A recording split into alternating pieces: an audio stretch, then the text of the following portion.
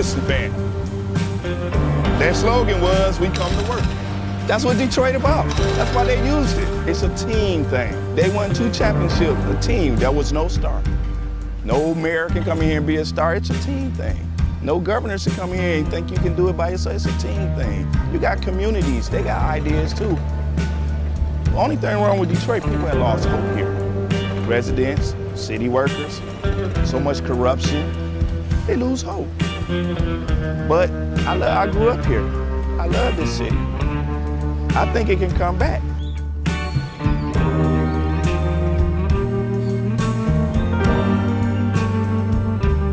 I've been working for the city 24 and a half years. Within the last 10 years, we took 4 pay cuts, and then an additional 10% wage cut. I've lost a home. When you take all of the decisions out of the city of Detroit, all of us, then what do you have? Exactly what we got, a lot of problems. Every time the city seems to fall into a problem, it's always on the backs of us workers. You wake up out of a dead sleep and you jump behind the wheel and take off driving and try to get everybody there safe, not knowing really what you're pulling up to. Not eligible for Social Security, so the pension is my sole salary at this point. We've been in business here 39 years. We've seen a lot of changes in Detroit. The area was a lot of industry, a lot of city workers. It's getting very tough for the city workers. It's getting tough for us as a business people. Response times are increasing because of the closing of companies, which takes your insurance rate through the roof. So all the things that affect us affect the citizens. I worked for the city in different capacities for 29 years. I feel like an old jacket. They use me up and they throw me away. In my condition, nobody's gonna hire me. I'm 68 years old. Half the times, I can't get my blood pressure medicine. It's either feeding myself blood pressure or paying bills. $754. By the time they take all the deductions for I have my car insurance, my house insurance, and my health insurance taken out. So the time they take all that, I'll get about $300 after they take all that out. I don't understand it. I can't see how the governor is allowing this to happen and what they're doing and they want to blame it all on the seniors. Not only the seniors, but the city workers. And we worked hard. I know I worked hard. I've been in Detroit since 1946. I was 14 years old when I came in. I don't live large at all. I wish I could. I haven't opened the last time I've been shopping. I only get $1,100 and I'm 81 years old and I need every penny that I can get and that I do get. And I'm very, very upset about the idea of them taking away my pensions that I worked 30 years for. I think it's terrible that they talk about Detroit like they do, because Detroit has been very good to me. I have a lot of city workers coming in with their uniforms on, Detroit Water Department, Police Department, Fire Department. I get a lot of people, the Border Patrol come in. So if I lose that customer base, I'm going to be in a position where I might have to close down. If they take away their pensions, if they start cutting jobs, it's going to cut into a large percentage of not only our business, but other businesses that are in the city of Detroit. We're here. We've been here for 26 years. We're still trying to do business in the city. Detroiters are survivors. They tough, they adapt, but only can do so much when your politicians ahead of you and we're not on the same team.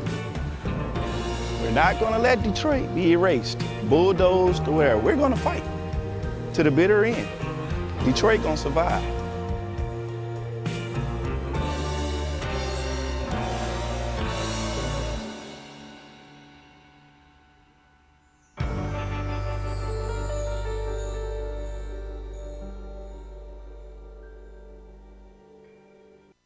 Two anti-government, self-described revolutionaries have shot up a pizza restaurant as well as a Walmart in Las Vegas. The internationally syndicated political series, The David Pakman Show, provides progressive talk, analysis, and interviews with the nation's youngest radio and television host, David Pakman. Find out more and catch up on all the latest episodes by visiting our website at freespeech.org.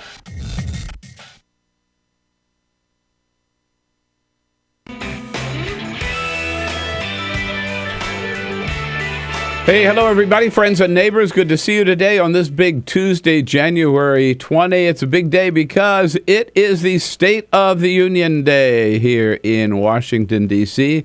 And we're coming to you live from Washington, D.C. this morning on Free Speech TV and on our worldwide video stream, TawkrTV, youtube.com/TawkrTV. Of course, yes, President Obama will be delivering his 6th State of the Union to a joint session of Congress starting just a little after 9 p.m. Eastern, 8 Central, and 6 on the West Coast. He will speak for about an hour, we are told. This is his first address before a Congress that is entirely controlled, both houses of Congress controlled by Republicans. But we're told the president is not going to be on the defensive. No, he's going to take the offense, putting through a series of challenges to Congress that he wants them to take action on, starting with 2 years of free community college for every student in America, going on to an extra 7 days of paid sick leave for every worker in America. The President's talked about these. He's going to talk about cybersecurity. You know he will challenge them to raise the minimum wage. He's done it before. And then the President's big plan, which is to totally reverse the tax code, to raise taxes on the wealthiest of Americans in order to provide a great big tax break for the 99% middle-class Americans. But Republicans in Congress have already said, no, we don't want anything to do with that.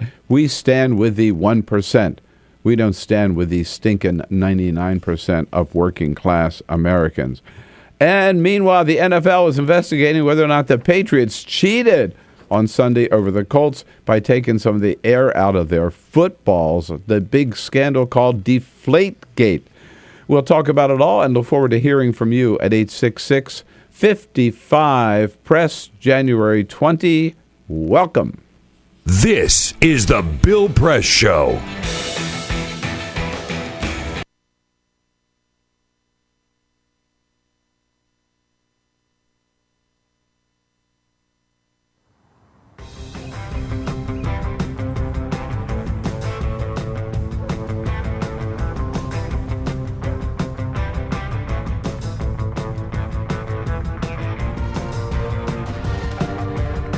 You know, sometimes when I'm walking down the street, I'm not necessarily looking out and seeing all these water-wasting lawns and people that aren't as connected to their neighbors and their lives as they could be.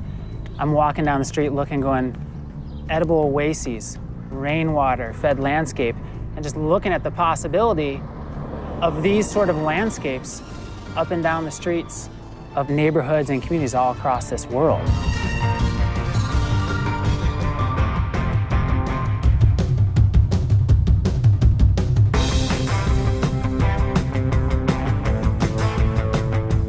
Small actions do ripple and they add up and they have a cumulative impact. And so when you're building upon your small mindful actions, you know, you have the confidence and the ability to take on something a little bit greater. So that could be nice. This, in the context of where we're at as a planet with climate change and these really big issues and people that are more disconnected and less skilled than ever, it becomes even more amazing and powerful how much of a solution this is to design these ecological gardens and to come together with shared vision and shared voice. There's never been a time where your choices have mattered more. Doing something as simple as us transforming a landscape creates a model that anybody can look at far and wide, and you're sharing food and connecting and building skills together in your own neighborhood. It's a richer way to live in normal times, but in the new normal of climate change and erratic weather and economic upheaval, it becomes essential. Whether it's me, you, Gandhi, Che, MLK, Willy Wonka, whoever, past, present, or future, the power of our daily actions is all that we have. You know, and like our community said, give me a place to stand and a lever long enough and I'll move the world. And that's what those simple actions do. They move the world every day.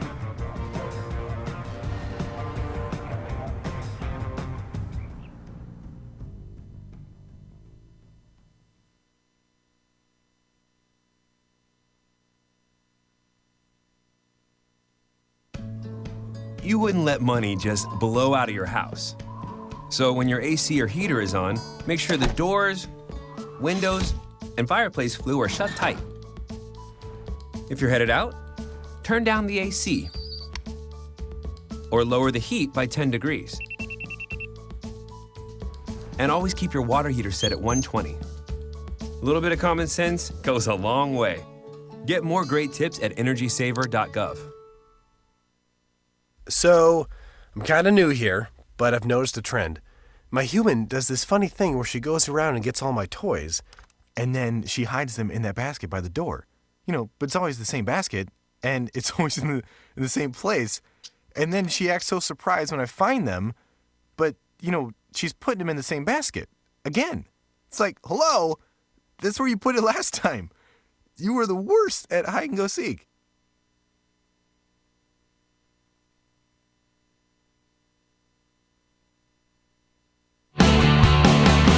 Broadcasting around the nation, on your radio, on your TV, and online. This is The Bill Press Show. The Pope says Catholics don't have to breed like rabbits. Well, then why doesn't he support birth control? Can't have it both ways, Francis. Hello, everybody. What do you say? Oh, here I am even disagreeing with a good Pope. Oh, man. It is Tuesday. Nobody's sacred around the Bill Press Show. It is Tuesday, January 20. Hello, hello. Great to see you today. Welcome.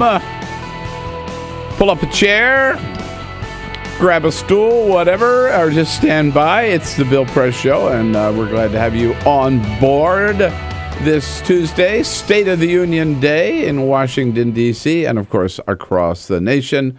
So we got lots and lots to talk about what we can expect in the State of the Union tonight. We'll look at that from just about every angle.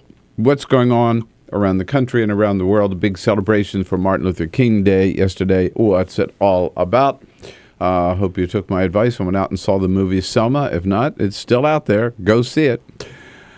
Where you're watching on Free Speech TV, listening on your local progressive talk radio station, or watching us around the world on TawkrTV, youtube.com/TawkrTV, TAWKRTV. We welcome you to the program and look forward to hearing from you at 866-55-PRESS. That's our toll-free number.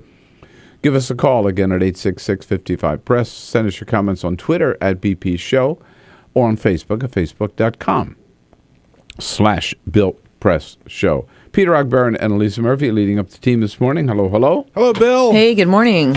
All right, ready to go. Yes, indeed. Alicia Cruz here on the phones. She's there to take your calls, 866-55-PRESS. You want to get on the air? Got to talk to Alicia first. She's tough. Watch out, man. Yeah, if you get through that filter, then you're okay. Right. And look at us. Aren't we looking good? That's thanks to Cyprian Boulding, our videographer, on the job again this morning. So President Obama gearing up. He's been working hard on that speech. He's been out there. Not going to be a lot of surprises tonight, I don't think, because the president has laid it all out sort of ahead of time. He even did something. I mean, he talked about, we've seen him out there talking about broadband, about community college, about Family Medical Leave Act, about tax reform, minimum wage, climate change. All these issues are bound to come up tonight in the State of the Union. And he said even though this is number 6 for him, he still gets a thrill out of it. After the 6th time, I suspect that I'm a little more relaxed and a little better at it than I was the first time out, but you never get completely used to it. There's a certain pageantry to it. Sergeant-at-Arms announces you, and you're walking down that aisle, and you're reminded of the incredible privilege that you have. Walking down that aisle with Sheila Jackson Lee right there on the aisle where she's been from. She's probably there right now. Yeah, that's right. Morning. You got to camp out. There are people who do that. They camp out early. Yeah, they do. Right. Blanket on his name, Congressman from one of the... Elliot Engel. Elliot Engel, thank you. Is Elliot notorious. Engel. Yeah, he'll be there. No joke, is probably already there. He's probably already there. So Sheila Jackson Lee. They plant themselves right now, so they're right there, be able to shake hands with the president. And by the way, this is also something I don't remember any other president having done, is President Obama put out this little video. That clip came from that little video, sort of previewing what he's going to talk about in the State of the Union. which is not a bad idea, but whoever put that dumb music on it. Yeah. I mean, it it sounds like a Cialis commercial. I mean, Jesus. Totally yeah. Yeah, come on. He's the president of the United States. Yeah, do a little dignified thing. You don't need that. You don't need mood music for the president of the United States. But Washington Post front page this morning, and the White House has sort of indicated it too, that this is so. It's number 6 for President Obama. It's number 1 in front of a Republican-controlled Congress, House and Senate. But the president's not expected to go on the defense, to play defense. He's going to play offense. That's what he told Democrats up in Baltimore last week. And in this little video, again, pardon the cheesy music, he does talk about a couple of issues he wants to talk about. I think over the next 2 years, we have the opportunity to not simply continue the momentum that was built last year, but to really capitalize on some of the long-term trends that make America best positioned to take advantage of the 21st century. Now I can't stop thinking. I know, that's all I hear. It's the Cialis commercial. No, isn't it? I'm sorry. You're right on the money. It sounds like one of those, like... Yeah, that you hear on the evening news. No, exactly. No, a dumb-ass move. It's so funny. It completely took me out of it. For a pretty smart White House. All right. Hey, Arthur Delaney is going to be here today. We are sorry. We want to apologize ahead of time, Igorians, because Mr. Igor is under the weather today, and Igor Volsky will not be able to join us. I'm sorry. I hope the Igorians can, survive. Right? You can go to thinkprogress.org and send them your best wishes or something. We're going to talk also climate change. We'll talk about kids in poverty in this country, and find out what the Blue-Green Alliance is up to. A very exciting organization with labor leaders and environmental leaders working together to create jobs and protect the environment at the same time. And talk about climate change. Yeah, have I heard the latest? But first, this is the Full Court Press. Just a couple of other stories making news. Congratulations to New York Knicks fan. You can celebrate this morning. Congratulations. They broke a 16-game losing streak yesterday. Oh, no. They beat the Pelicans 99-92. 39 days since their last victory.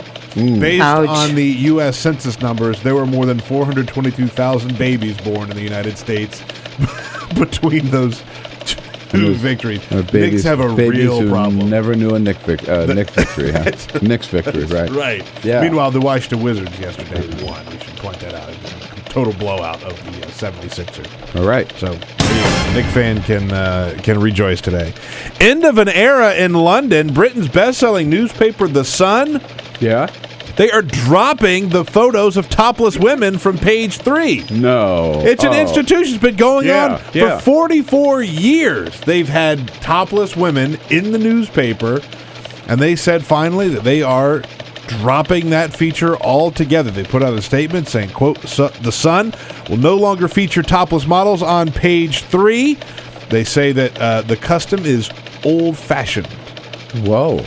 There you go. They're out of the newspaper altogether? Out of the newspaper altogether. They're not just changing pages. They're not just... Oh, right. Okay. Hope it doesn't hurt circulation. Yeah, right. Yeah, no more naked women. So, bummer if you're an avid reader of The Sun. And, it's been a year since Colorado legalized marijuana for recreational use. Has it? Yeah, 1 year. So the CBC went out there to catch up with the news organization to see how things are going, right? They said that they've done about $1 billion in sales since it was put into place. And this reporter talked to several police officers who said, there hasn't been much of a change at all. In fact, one police officer says, quote, we found there hasn't been much of a change in anything. Basically, officers aren't seeing much of a change in how they do police work at all, end quote. So there you go. Hasn't wrecked society. It hasn't led to more crime or anything like that. It's doing quite well, actually. We've talked about both issues, and they're sort of on parallel tracks. Legalization of marijuana and legalization of same-sex marriage. Yeah, right. Well, look at now, 70% of the population of the country lives in states where marriage equality is recognized. life goes on. Yeah. Right? Right. Hasn't been anarchy. It hasn't been a flood of marriages breaking up because there's a gay couple down the street or nothing. All that talk about all the horrible things that were going to happen if you allow same-sex marriage hasn't happened. Same thing about pot. All the horror stories for so many years back to even before, certainly starting with Nancy Reagan and the stupid war on drugs, right? Yeah. Colorado? Well, it's fine. Washington State? That's fine. Yeah. And both can do so much for our economy, too. Oh, yeah. Totally. Absolutely. These states are leading the way in terms of a new source of tax revenue. Anyhow, thank you, Peter. Yes, indeed. Well, just want to start on. There's a lot of big news over the weekend, right? I mean, a lot of things happened.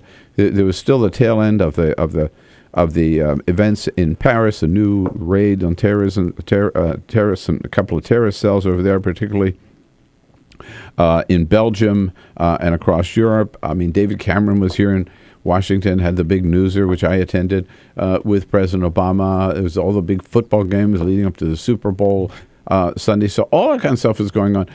And a lot of it made news, but one news item I didn't think got the coverage that it should, and that was a report that came out. I mean, every day there is more and more evidence of climate change, right? But this report came out from the two U.S. agencies that keep track of long-term temperatures, NASA and NOAA, the National Oceanographic and Atmospheric Administration. They reported, all these scientists, both of them came out with separate reports that came to the same conclusion, total same conclusion. First of all, that 2014, and we already know this and we're 20 days into the new year, that 2014 ranks as the hottest year since we've been keeping records about temperature. That goes back to 1880, the hottest year in 134 years, 2014, which is, it was 1.24 degrees Fahrenheit above the average for the 20th century. My goodness. So, that's a measurable difference. That's a measurable difference. They also found that for the last decades, each decade has got progressively hotter. The 1980s were the hottest ever. The 1990s surpassed them. The 2000s surpassed them. And it looks like the 2010s that we're in right now are going to surpass them. We're on it's an inexorable march, if you will. Boom, boom, boom, boom. Hotter, hottest. The heat wave, the extreme temperatures they reported were found and experienced across the United States of America and on every continent on the planet. The phrase they use is every inhabited continent on the planet. I guess Antarctica doesn't count. I guess Antarctica doesn't count. That would be my guess. Yeah, right. And they also point at the same time, the surface of the ocean was warmer than ever before. And you put that combination together, and that translates into all the big storms that we saw. They also found that Europe, the hottest that it's been in 500 years. So, I mean, the question becomes, what more evidence do we need before we realize what's going on and before we take action? A couple of the scientists were quoted in the article, front page of the New York Times on Sunday. This is Michael Mann, a leading climatologist. And we're going to talk to, by the way, Joe Romm, who's our go-to guy on climate change, at the top of the next hour.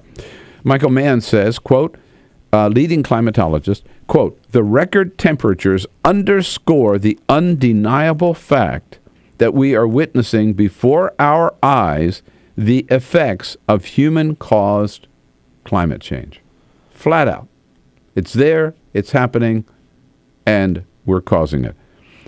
Marshall Shepard, who's president of the American Meteorological Society, puts it this way. If you are younger than 29 years old, you haven't lived in a month that was cooler than the 20th century average. Whoa. Imagine that. Yeah. Wild. Pretty scary.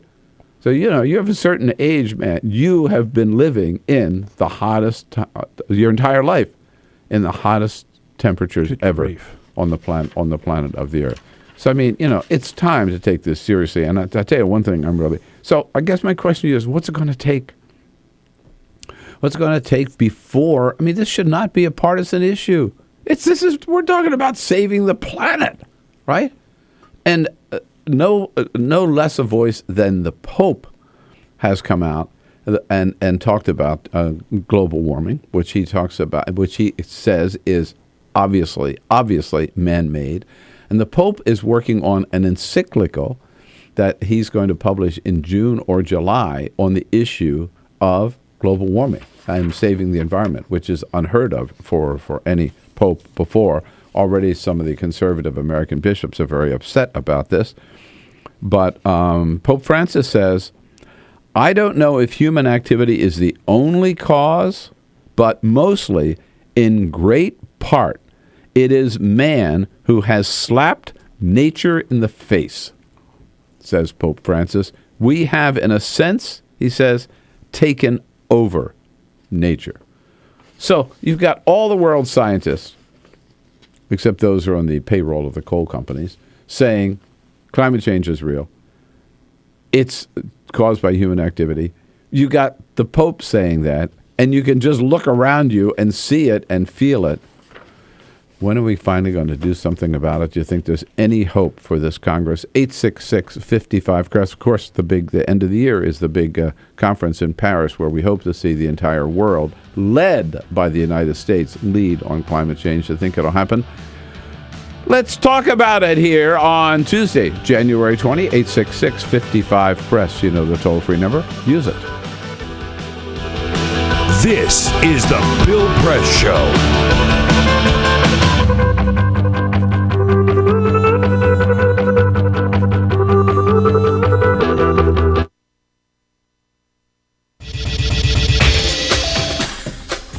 Tune into Free Speech TV for Democracy Now!, a national, independent, award-winning news program bringing you people and perspectives rarely seen on corporate media. Grunt work. Love it, hate it, useful, not useful. Necessary. Our social entrepreneurs are people who have been on the front lines of social change. I've learned so much from talking with them. This is Cafe Impact, and I'm Jonathan Lewis. I will say that I think is a challenge for anyone, especially the new workforce as they come in, is the ability to accept grunt work with grace. The most boring, awful details are the most important elements of doing this work. From the way you save names in your Rolodex to the way you bank and you deposit checks. The truth is, this work isn't glamorous, it's rewarding.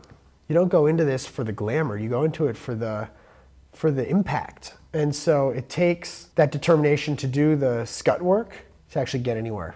It can be really challenging in a first job for someone who's coming out of finishing school to have the enthusiasm that they do to make the type of social impact that they've dreamed of. And now they're here in this first job and all of a sudden they're shouldered with all this grunt work. And they don't understand and they don't get it and they're resentful. Talk more about the power of answering phones. Sure, I did that myself, took out the trash, cleaned offices when I had to, and it's all good. There's power in being a good team player and in being somebody who sometimes has to support other people's leadership before you get to have your own moment in the sun. Is it hard to wait? It is absolutely hard to wait, especially if you're an alpha female like I am. I think grunt work can help a new employee build trust internally and teach them the nuances of how an organization is run so that they can have a real good sense of what HR is doing, what finance is doing, what all the other departments are, and that actually makes them a better employee in the long run. So in my role on a daily basis, I literally can be looking at a new venture in software. We could be looking at a microfinance deal. I could be making coffee, taking out the trash, and riding a tractor on any given day. Have you found people who thought it was demeaning that they were given this job, work in the front office and make the coffee when they graduated with all A's from this great university? Yeah, people like that just don't last very long in our world. If your approach to life is that, you're so smart and you're such a fabulous entrepreneur that you can't understand why people aren't giving you opportunities, it's really hard to advance.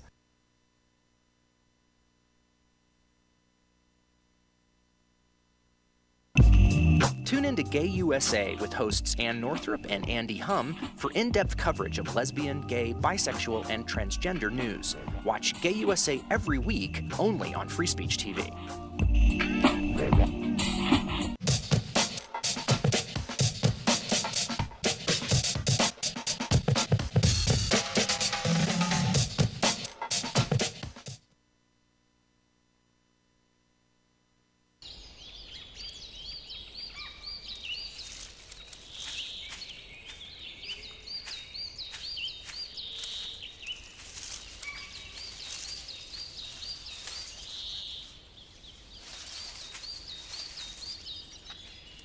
At Earth Justice, we defend the environment in the courtroom. Join our fight. When you take a seat, you take a stand. Earth Justice, because the Earth needs a good lawyer.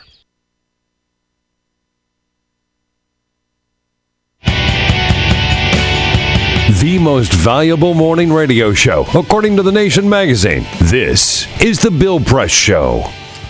Hey, here we are on State of the Union Day in Washington, D.C. And I'd be willing to play some money on the fact that President Obama tonight, he has, and I think every other State of the Union, challenged the Congress to recognize the reality of global warming and challenge the Congress to do something about it. By the way, do you think you might have escaped? As we mentioned, according to the NOAA report, record warmth was spread around the world, including Far East Russia into western Alaska, the western United States, parts of interior South America, most of Europe stretching into northern Africa, parts of eastern and western coastal Australia, much of the northeastern Pacific around the Gulf of Alaska, on and on and on and on. In other words, if you lived on this planet, you experienced global warming. Maybe in Antarctica. Tyler is calling from Killeen, Texas. Hello, Tyler. Hello. What's up? What do you think? I was asking, will there be laws put into place in the next 5 to 10 years to stop global warming? Well, Tyler, I think that is up to the United States Congress. But if I had to guess, if the leadership of this Congress continues, the answer is no. President Obama wants it, but the Republicans in Congress want to block it. And as a young American, what do you think of that? Well, I actually think that it really should be stopped, but at the same time, I understand that the Republicans kind of control everything at this moment. So we really are pretty much... Well, you know what? You know what, Tyler? You've got to do your part by helping turn Texas blue. Yeah. Maybe we got to get rid of John Cornyn and Ted Cruz and get a couple of good Democratic senators from Texas. We could get some leadership on this issue. And appreciate you getting up early for it, Tyler. Now get dressed for school. This is the Bill Press Show.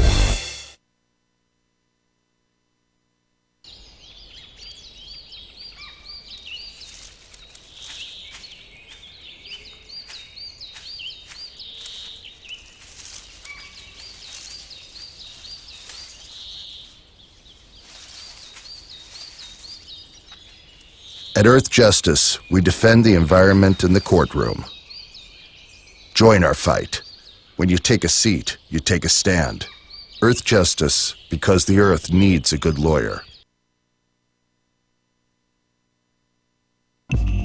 Tune in to Gay USA with hosts Ann Northrup and Andy Hum for in-depth coverage of lesbian, gay, bisexual, and transgender news. Watch Gay USA every week, only on Free Speech TV.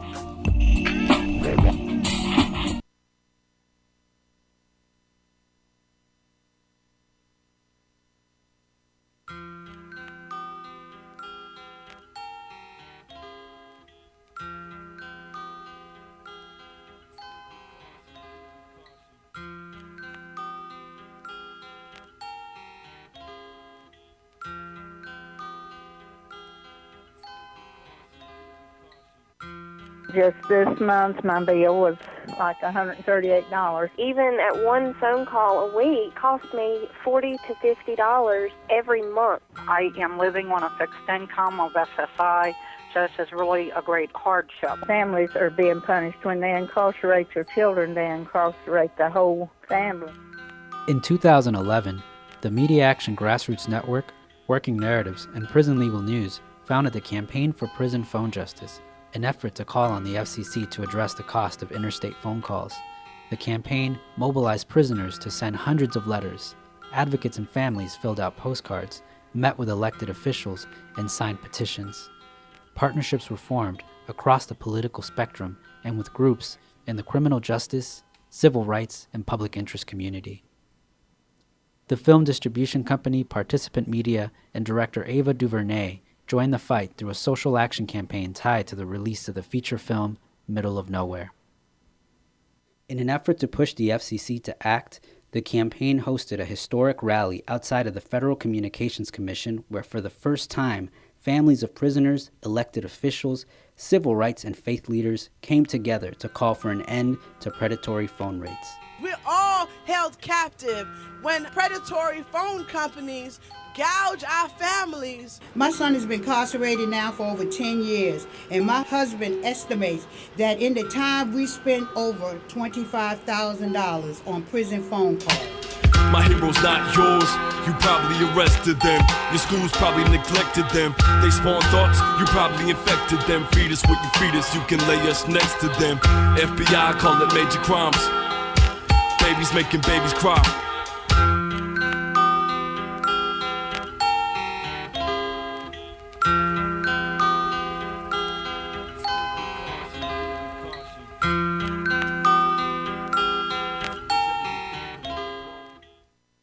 Two anti-government, self-described revolutionaries have shot up a pizza restaurant as well as a Walmart in Las Vegas. The internationally syndicated political series, The David Pakman Show, provides progressive talk, analysis, and interviews with the nation's youngest radio and television host, David Pakman. Find out more and catch up on all the latest episodes by visiting our website at freespeech.org.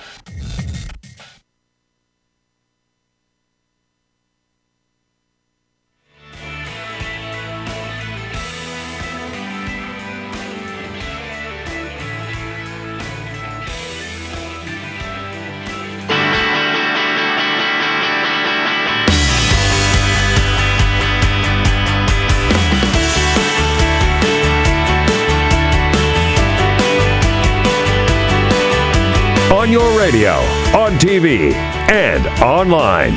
This is the Bill Press Show. Here we go. Tuesday, January 20th, State of the Union Day. The Bill Press Show coming to you live from Washington, D.C., our studio on Capitol Hill, and brought to you today by the International Brotherhood of Teamsters. The great Teamsters Union, the good men and women of the Teamsters under President Jim Hoffa. We all live better in this country because of their good work, and you can follow their good work, find out more about it at their website, teamster.org. On a Tuesday, looking at what we might expect from the State of the Union this evening. Nobody better to do that with than our good friend from Huffington Post, Arthur Delaney. Arthur, good to see you again. Good morning. Thanks for coming in. I want to predict that we've been talking about one issue I think will come up. I want to talk about some of the others with you, and that is climate change. In almost every speech and in his inaugural address, President Obama has talked about climate change, and particularly with this new report that came out from NASA and NOAA over the weekend. I think he'll touch on that. Not that he'll get much response. No. From the Republican Congress. But on the economic front, he's been throwing out, there's no doubt about some of the things he's going to talk about, right? They're not letting it be a surprise. No, right. It has been a steady stream of the president will say this and that during the State of the Union. All right, in no particular order, let's start with one proposal last week the president made, which is a paid sick leave, family and sick leave for American workers, up to 7 days. Everybody. Yeah, for everybody. Up to 7 days a year, right? That's the sick leave part.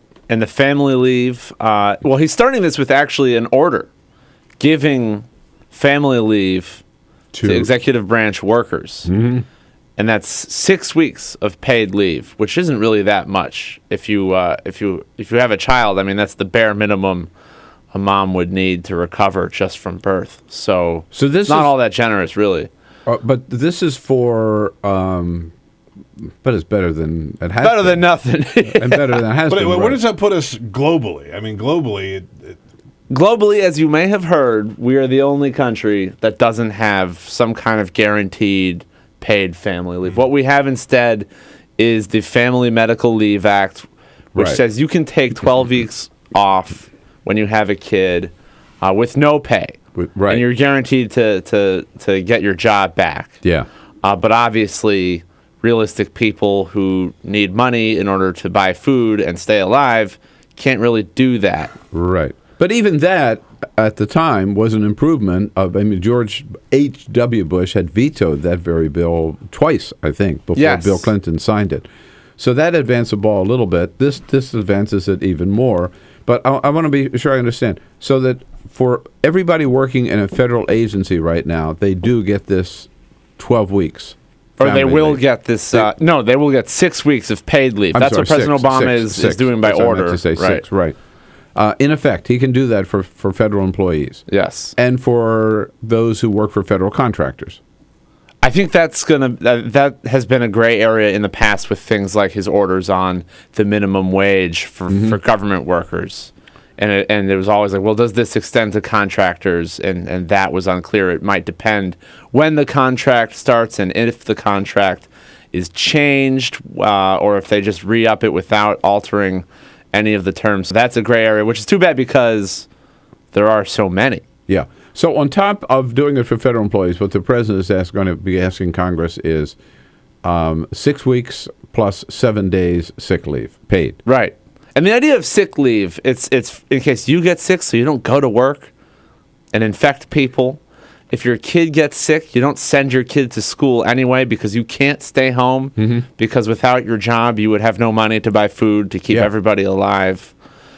So that's the logic there. It's like family leave, widely available in other countries, but not here. But not here. So and the battle lines on this are clear at the outset because to fund this legislation, you have a 1% or so tax on payroll. So it's government.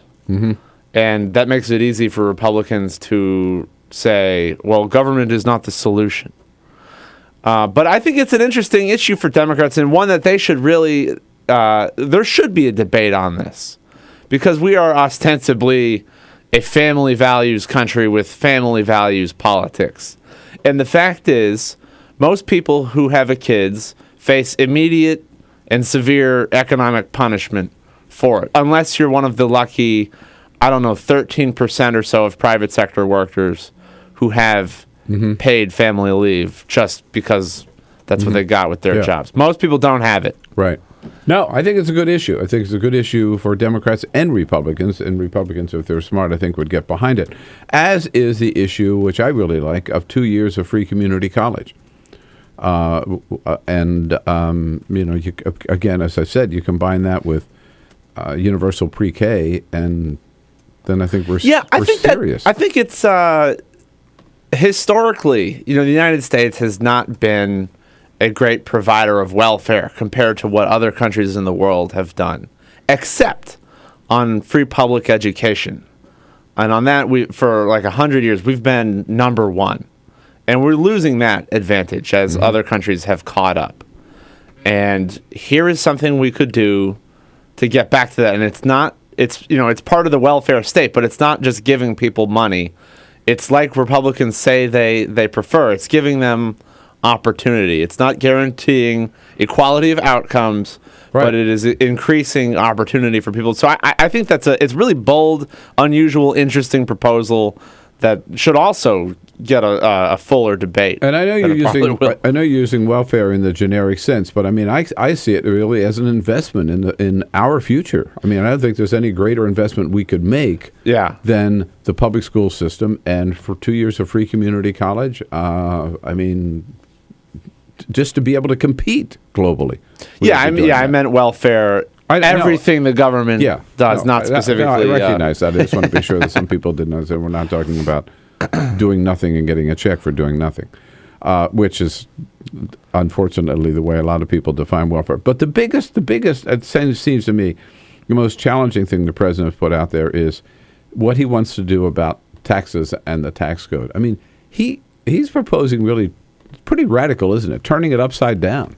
It's not that radical. Like he says in their talking point, we're going to put the capital gains rate, which is what people pay on money that they're earning through stocks, basically, back up to 28%. It already has gone up to 23%, thanks to the most recent fiscal crisis deal that Democrats won, basically after the election. 28% is what it was under Ronald Reagan. Mm-hmm. We used to have much higher taxes in this country. The tax burden on rich people right now is historically low. Right. Elvis Presley was up in the 90 percentile. That's how high the tax rate was. 90%, the top marginal rate. So the idea that there's no room for taxes to go up is pretty unrealistic, especially when economists are like, once someone's this rich, they're not doing anything valuable with that money. You can tax them. It's not going to subtract from economic growth. Look, you're preaching to the choir. I totally agree. When I say it's radical, it's that, so George Bush says, we're going to give the wealthiest of Americans a great big fat tax break.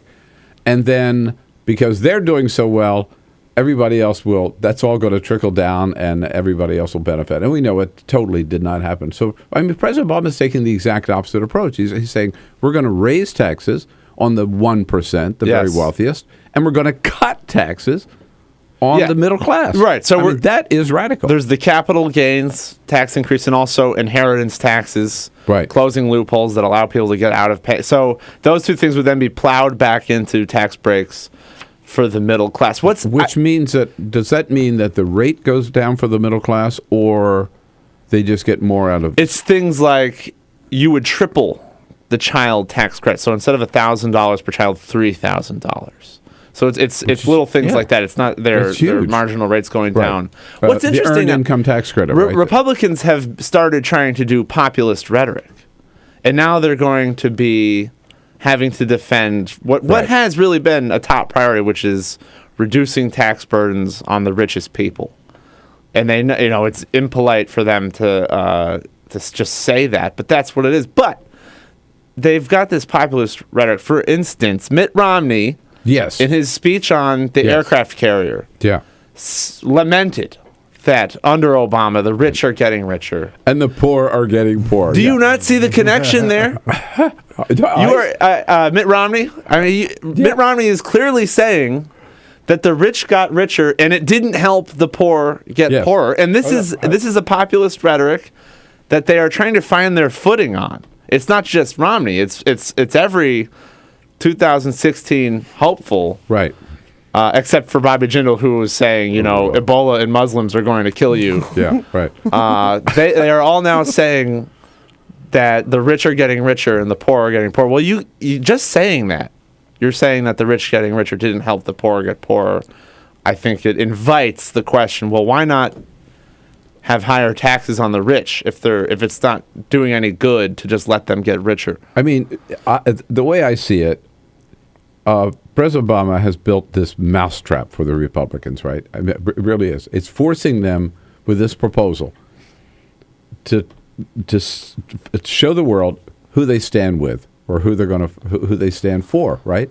And they're already walking into the trap. I mean, Boehner and others have already said, no, we're not going to go along with that because we're not going to raise taxes on the rich. So screw the middle class again. But that's not what they say. Their talking points are really well rehearsed. They say, they are, this inheritance tax will hobble small businesses and family-owned farms will be unable to pass the business down from father to son farmer, even though most farms are giant companies at this point. I know what they say. I don't care what they say. What they say, what the net result is, they end up standing with the 1% and against the 99%. By blocking all of these things. I don't know how genius the mousetrap is. I think they will they have been able to foil it in the past. It's not like one of those glue traps where they're totally stuck. Well, it's not the wooden trap either. They sort of survive. It didn't work so well for Mitt Romney in 2012, I might remind you. Arthur Delaney is here from Huffington Post. We're looking at some of the pretty bold proposals we're going to hear from President Obama tonight, especially the one on turning taxes upside down. Arthur Delaney, Huffington Post, HuffingtonPost.com. Your chance to join the conversation here at 866-55-PRESS. We'll be right back. This is the Bill Press Show.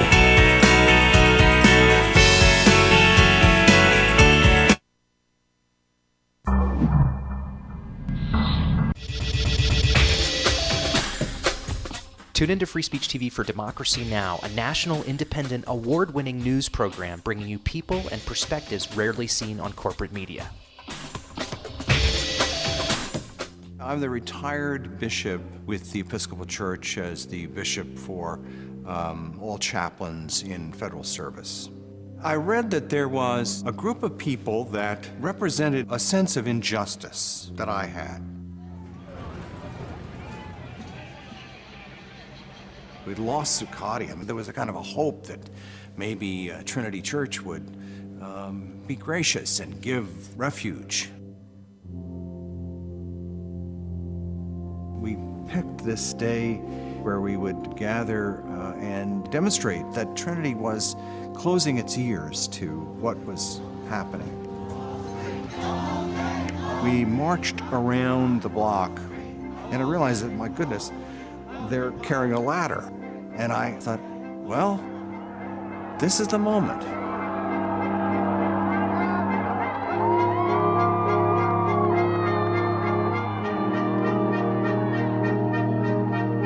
You could feel a spiritual presence. You could feel a certain something.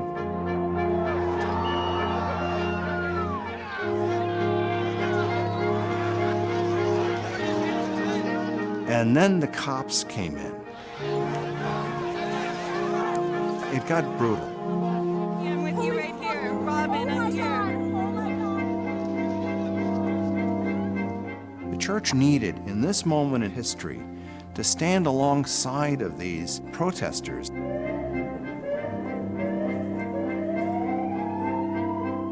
truth of Christ is found in the pews, is found in the institutional church, but it is also found on the streets. It's found in the honesty and the integrity, the insistence of people that you find in Occupy Wall Street.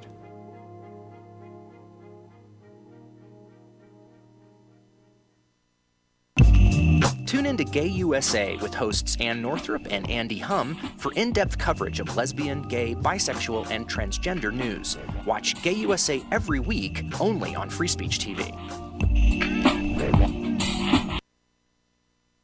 What the frack? What the frack? What the frack? What the frack? President Obama, are you fracking kidding me? Reopen the EPA studies. In Texas, Wyoming, and Pennsylvania. Fracking pollutes our oceans. Fracking poisons our water. Fracking makes climate change worse. Fracking relies on toxic chemicals that cause cancer. Ban fracking now. Ban fracking now. Go on. Ban it. Ban fracking now. Please.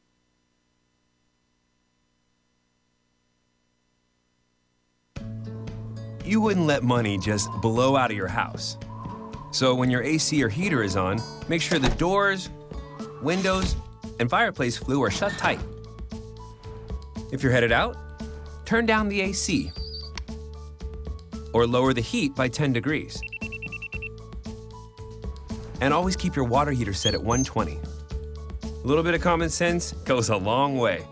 Get more great tips at energysaver.gov. So, I'm kind of new here, but I've noticed a trend.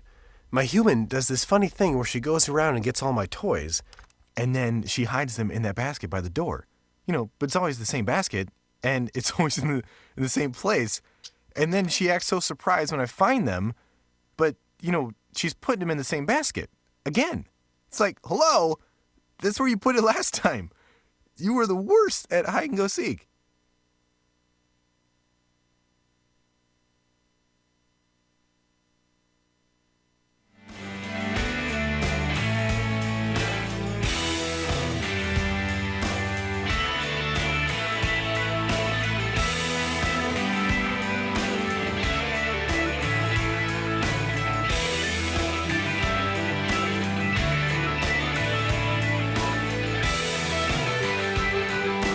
Here we go, 10 minutes before the top of the hour. President Obama's 6th State of the Union tonight.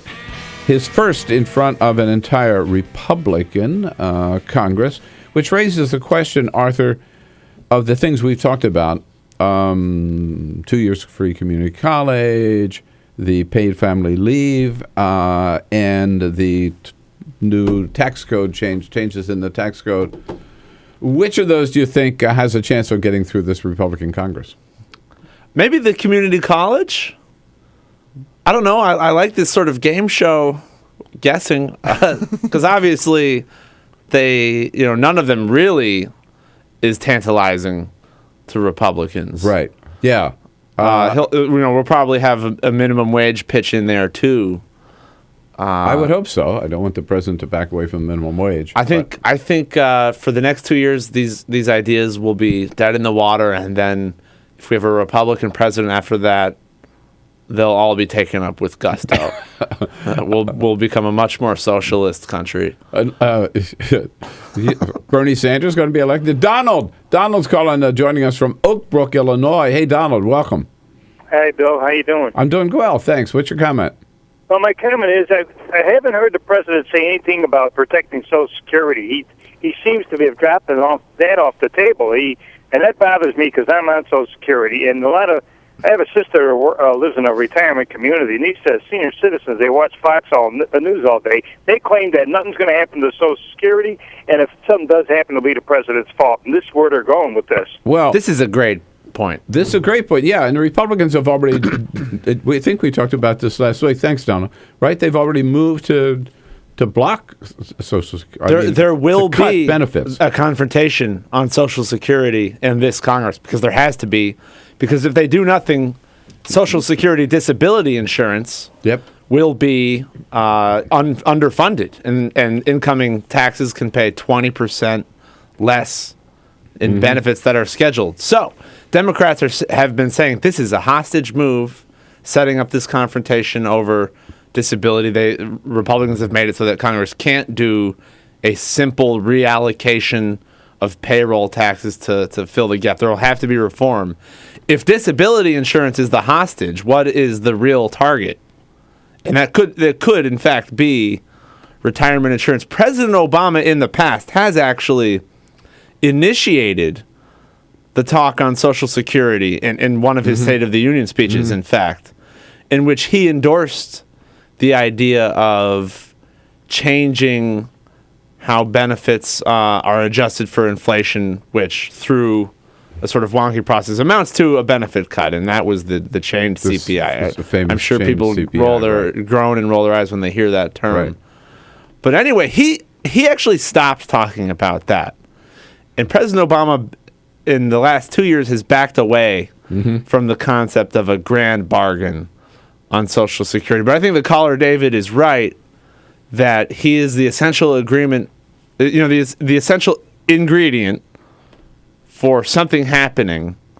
And he's been willing to do it in the past, and it's been quiet on that front right now, but I think it could still happen. And he and John Boehner both like the idea of a grand bargain. I know, yeah, which I don't, but and most progressives don't. I'd love to see the president challenge them on that disability thing tonight in the State of the Union, so that's another thing to be watching for. Hey, Arthur, we will we'll unpack it some more after the speech next week when we see you. Thanks for coming in today. See you next Tuesday. As always. Right, you got it. Arthur Delaney, HuffingtonPost.com. We'll be right back. This is the Bill Press Show.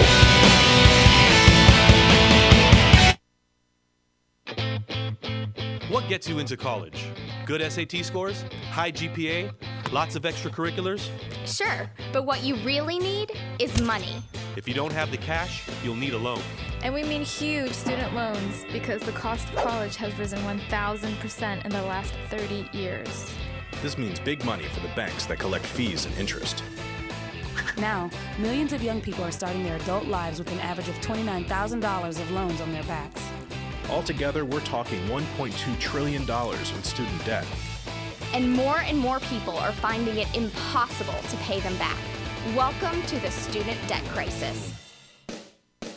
The increasing demand for higher education and cuts to state funding gave colleges a huge incentive to keep inflating prices. I graduated about a year ago, currently in $35,000 of debt. I am in debt about like $25,000. I owe $23,000. I owe over $50,000 in student loans. 38.8 million Americans owe money on a student loan. And the biggest names in banking are making huge profits off the booming student loan industry. Sallie Mae, the largest provider of private student loans, made $949 million last year. They only give you about 6 months to look for a job. You have to start paying back the loan. It's very pressuring, especially nowadays. It's very hard to find a job. Over half of the students graduating in 2012 could not find a decent paying job. They either had low-wage jobs or unpaid internships or were unemployed altogether. So you can't make the payments. You start incurring late fees, which makes the loan even harder to pay off. And it stays with you for years, even decades. Right now, a third of the people who started repaying their loans are delinquent or in default. That's 13.7 million people, more than the populations of Chicago, New York, and San Francisco combined. Worse, it's not just the borrowers who are in trouble. Many loans require co-signers. So if the student is unable to pay, that co-signer, a father, a mother, or a grandparent, is now on the hook. Even a grandparent's Social Security benefits can be garnished to pay the loan. We should have an answer to this. If you get really behind in your car payment or your credit cards, you can file for bankruptcy. But Congress has made it nearly impossible to discharge student loans through bankruptcy. Big institutions make big profits while students try to make ends meet under crushing debt. Is this how we want our education system to work? The whole point of going to college is to get the career you want, but lately I've been discouraged because no one can afford school. You get a job just to pay off your student loans. We need higher education, not higher debt. Sign up to end the student debt crisis at higherednotdebt.org.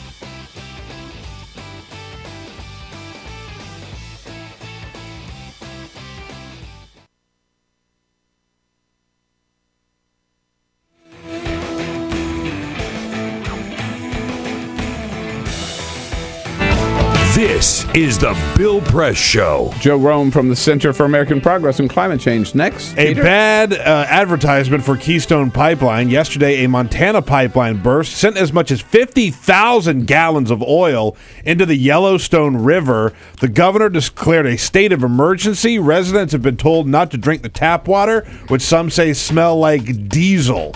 So a pipeline burst, went into a major river. But that would never happen. No. Couldn't possibly. No, it would never happen to the Keystone Pipeline. That's the new kind of pipeline that never spills. That's right. Mm-hmm. Yeah, right. This is the Bill Press Show.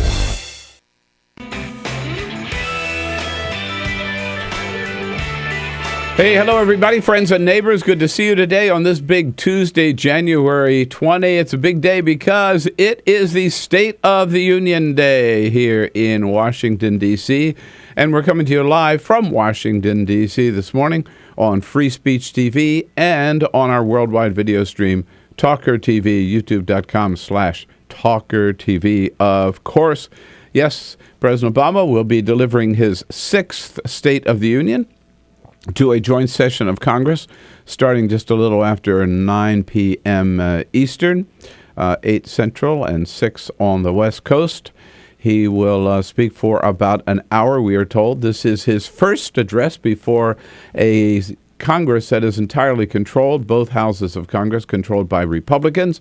But we're told the president is not going to be on the defensive. No, he's going to take the offense, putting through a series of challenges to Congress that he wants them to take action on, starting with 2 years of free community college for every student in America, going on to an extra 7 days of paid sick leave for every worker in America. The president's talked about these. He's going to talk about cybersecurity. You know he will challenge them to raise the minimum wage. He's done it before. And then the president's big plan, which is to totally reverse the tax code, to raise taxes on the wealthiest of Americans in order to provide a great big tax break for the 99% middle-class Americans. But Republicans in Congress have already said, no, we don't want anything to do with that. We stand with the 1%. We don't stand with the stinking 99% of working-class Americans. And meanwhile, the NFL is investigating whether or not the Patriots cheated on Sunday over the Colts by taking some of the air out of their footballs, the big scandal called Deflategate. We'll talk about it all and look forward to hearing from you at 866-55-PRESS, January 20. Welcome. This is the Bill Press Show.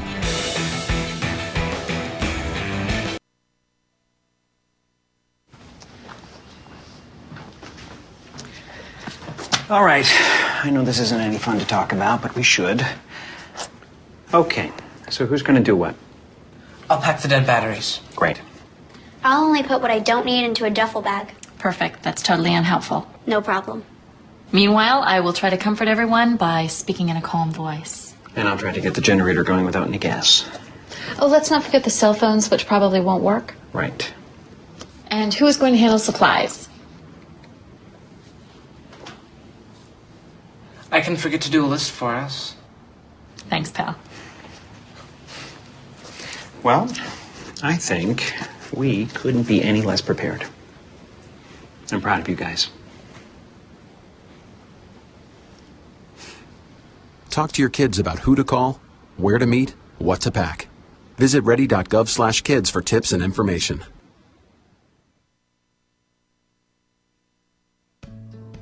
You wouldn't let money just blow out of your house. So when your AC or heater is on, make sure the doors, windows, and fireplace flue are shut tight. If you're headed out, turn down the AC or lower the heat by 10 degrees. And always keep your water heater set at 120. A little bit of common sense goes a long way. Get more great tips at energysaver.gov. So, I'm kind of new here, but I've noticed a trend. My human does this funny thing where she goes around and gets all my toys, and then she hides them in that basket by the door. You know, but it's always the same basket, and it's always in the same place. And then she acts so surprised when I find them, but, you know, she's putting them in the same basket. Again. It's like, hello? That's where you put it last time. You were the worst at hide and go seek.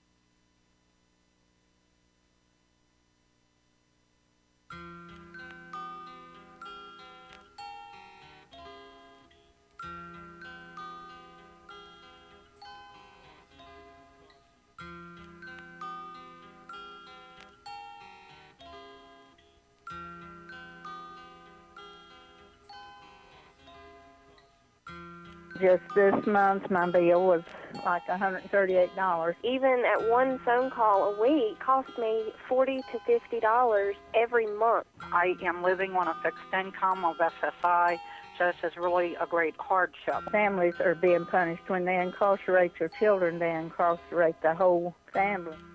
In 2011, the Media Action Grassroots Network, Working Narratives, and Prison Legal News founded the Campaign for Prison Phone Justice, an effort to call on the FCC to address the cost of interstate phone calls. The campaign mobilized prisoners to send hundreds of letters. Advocates and families filled out postcards, met with elected officials, and signed petitions. Partnerships were formed across the political spectrum and with groups in the criminal justice, civil rights, and public interest community. The film distribution company Participant Media and director Ava DuVernay joined the fight through a social action campaign tied to the release of the feature film Middle of Nowhere. In an effort to push the FCC to act, the campaign hosted a historic rally outside of the Federal Communications Commission where for the first time, families of prisoners, elected officials, civil rights and faith leaders came together to call for an end to predatory phone rates. We're all held captive when predatory phone companies gouge our families. My son has been incarcerated now for over 10 years, and my husband estimates that in the time we spent over $25,000 on prison phone calls. my heroes not yours. You probably arrested them. Your schools probably neglected them. They spawn thoughts, you probably infected them. Feed us what you feed us, you can lay us next to them. FBI call it major crimes. Babies making babies cry.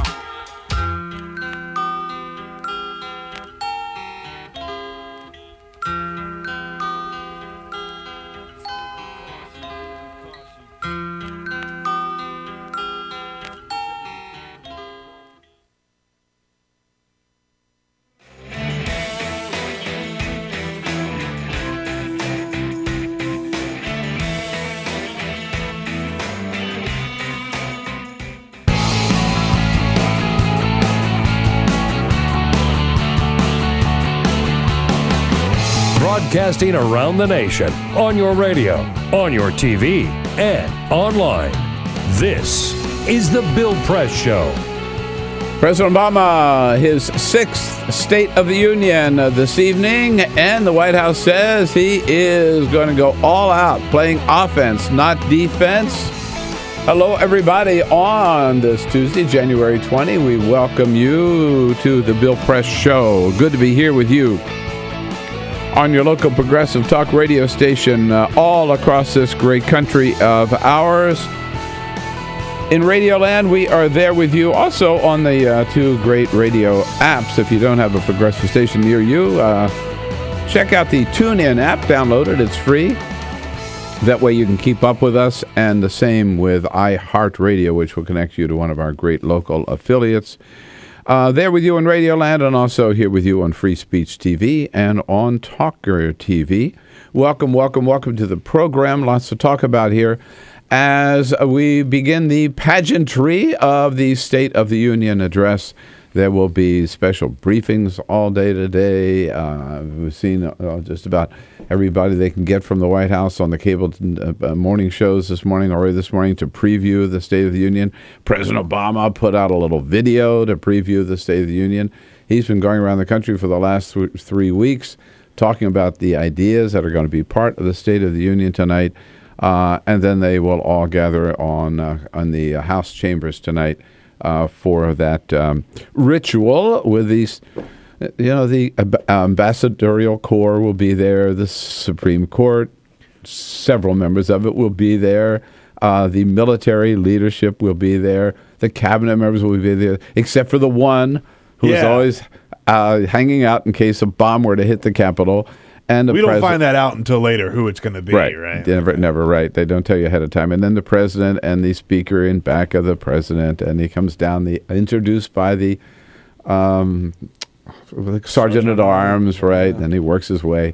Takes him about a half an hour to get down the aisle. Yeah. So anyhow, and what's interesting is there's 6. I saw for some reason, maybe because people get their news different ways these days, or whatever. There were 67 million people watched Bill Clinton's first State of the Union.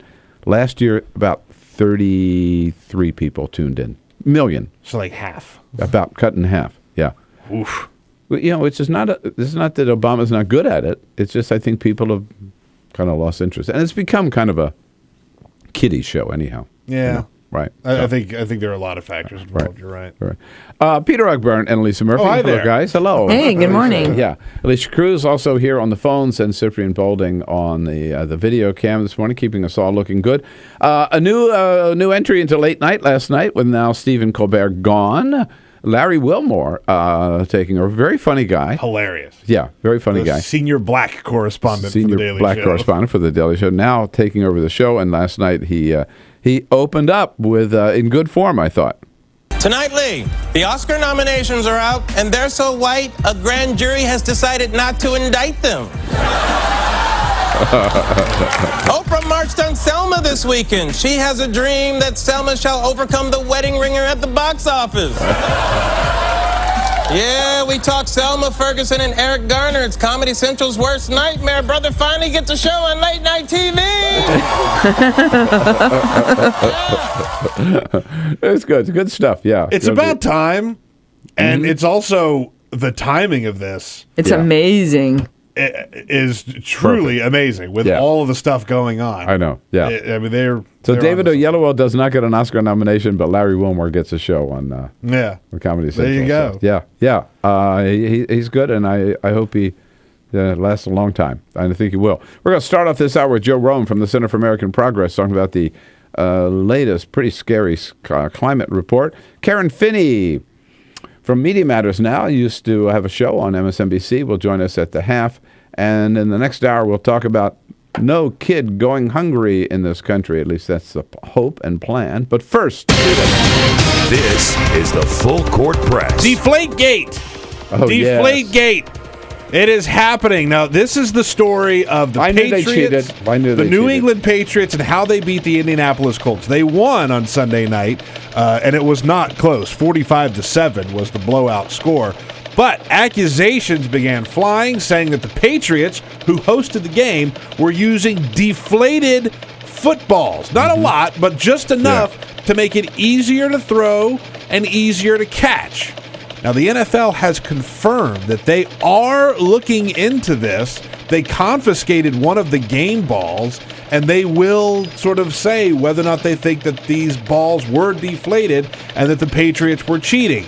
Whether or not this is true, we'll wait to find out. The point here is that it's tough to give the Patriots the benefit of the doubt because they've been caught cheating before. Back in 2007, Spygate, the head coach, Bill Belichick, ordered videotaping of defensive signals of opposing teams. He was fined $500,000 back then, and the Patriots were fined $250,000. So we will see what happens with Deflategate. The New York Post, by the way, their headline this morning is, the NFL is squeezing the Patriots' balls. Oh, very funny. Yes. By the way, my own take on this that they did cheat, and if they hadn't cheated, they would have won 45-14. Right. Exactly. I mean, come on, when it's that big of a blowout, it's kind of tough. So let's say hello to a man by the name of Ira Keys. He lives in Slayton, Texas, and for 60 years, he put every penny that he got into a container. He saved up 500 pounds of pennies. Yeah, but how much money is that? That's a good question. How much do you think that is? Not a lot. Not as much as you'd think. Yeah. 60 years got him $816. Oh, my goodness. That's a nice chunk of change. But when you think about 60 years of pennies, 500 pounds of pennies, $816 is what he got. So he said, I started back in 1952, and I saved all my pennies and finally paid off. So, I mean, good for him. Not the best savings plan, I guess. No, you could probably find a better return on investment. Yeah.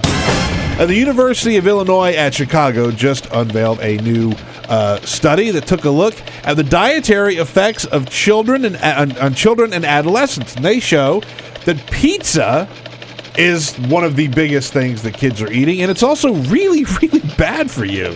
They found out that kids who eat pizza take in 84 more calories, 3 grams of saturated fat, and 134 milligrams of sodium more than kids who don't eat pizza. So stay away from the pizza, or at least don't eat it that often. No, but I mean, come on. Kids are going to eat pizza. Kids are going to eat pizza. Yeah. But try and diversify it a little bit, I guess, is what they're saying. We got it. All right, Peter, thank you very much. Yes, indeed. Headline over the weekend. Kind of got buried, but shouldn't. A new report out on global warming, even more evidence of what is going on and what is being caused by. Joe Romm, a good friend, is the founding editor of Climate Progress at the Center for American Progress, joining us on our newsline this morning. Hey, Joe, nice to talk to you. Happy New Year. Great to talk to you. So this new report out from the scientists at NASA and NOAA concludes what, Joe? They declared that 2014 was the hottest year in 130 years of record keeping. And if you go to Climate Progress, you'll see a big chart that NOAA put out, which is really nice because it also shows the decade-by-decade trend, which is that the 1980s had been the hottest decade on record, and then, of course, the 1990s became the hottest decade on record, and then the 2000s became the hottest decade on record, and now the 2010s are on track to become the hottest decade on record. So it seems to me that anybody could look at this and come to a certain conclusion, right? Yes, the planet is warming, as scientists had been warning for decades, and in fact, that's what NASA and NOAA said. I mean, you don't want to read too much into any one year, but when you have, essentially all of the hottest years on record have been in the last 16 years, and 2014 beats 2010 and 2005, there's a trend, and this really lays to rest any notion that somehow we're not warming, and there's a very good chance, by the way, that 2015 will be even hotter. So now the good news is, December. This is the big year leading up to the December 2015 Paris conference that is supposed to set a treaty for the world to reduce carbon pollution, and the deal that Obama struck with the Chinese has really created a window where I think we're going to get some sort of a deal. That deal won't solve the problem, but at least it will put us on track to avoid some of the worst. And this warming, are we talking? This is NASA and NOAA. Are we talking about the United States of America or beyond?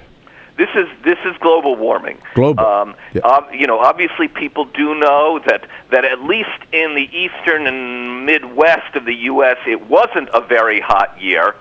But, for instance, it was the hottest year on record in California, in Alaska, in Nevada, and in Arizona. So it was very, very hot on the West Coast. It was the hottest year in Europe in 500 years. Whoa. So, yeah, there are a lot of parts of the planet that have been hotter, than let's say the East Coast of the U.S. But yes, it's global warming. One thing I wanted to remember, I don't know if you guys knew this, but Michelle Obama has invited a climate scientist and Florida mom to be in her box tonight. Oh, whoa. Wow. Yeah, I'll have an interview with her late in the afternoon. Nicole Hernandez Hammer, a mom and climate scientist, will be in the box with the First Lady, and she is a woman who studied sea level rise in southeast Florida, and she goes around.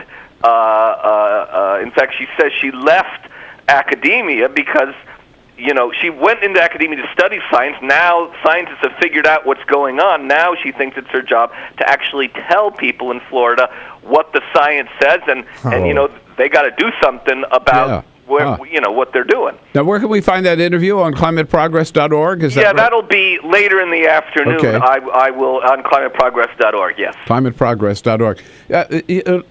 I saw some video on the news the other night again. We're talking climate change, and if you're talking southeast Florida, you're already seeing sea level rise almost on a daily basis there, right? And flooding in the streets. Yes, they now have flooding on perfectly clear days without any storm surge. One of the problems for southeast Florida, the Miami area, that whole area, there's two problems. If you've ever been down there, it is flat. Yes. For 100 miles. It is just flat. But it is built. Miami's built on limestone, and that is like Swiss cheese. So you can't build a levee to protect it like you could protect, let's say, New York City, because the water would just seep underneath it, which is what it's already doing now. So that's going to be, it's going to be one of the biggest challenges for the United States is southeast Florida. But aren't they already building a series of levees or seawalls to try to... Well, you have two problems. You have the slow and steady sea level rise, and then, of course, you have Florida always gets hit by hurricanes. Yeah. So you have the storm surge on top of the sea level rise. So you could, you can certainly build a levee to protect yourself from a individual storm surge. But if sea levels, are now headed towards, let's say, 3, 4, 5, 6 feet of sea level rise by the end of the century, you can't build a levee system to protect yourself from that. Well, Joe, it's so good of you to be with us today. So we have this report. I just read this morning that the Pope is planning to issue an encyclical in June or July on the issue of climate change, all leading up to this big summit meeting in Paris at the end of the year. Hopefully, we might even get this Republican Congress to start taking it seriously, but that may be asking too much. I don't know, Joe. Yeah. Well, I think it's a big deal that the Pope is going to come out and issue a very official statement that, this is a moral matter. And that if you to fully reflect your faith, you have to protect God's creation and not wantonly destroy it and ruin it for future generations. So, I think that it's very important that people who aren't scientists but who are moral leaders and others step up and say, this is a big deal now, and it's just immoral to not act. Amen to that. All right. Joe Romm, always good to have you with us, Joe. Thanks so much for your time this morning. Thanks for having me. Climate Progress. Check it out. climateprogress.org. This is the Bill Press Show.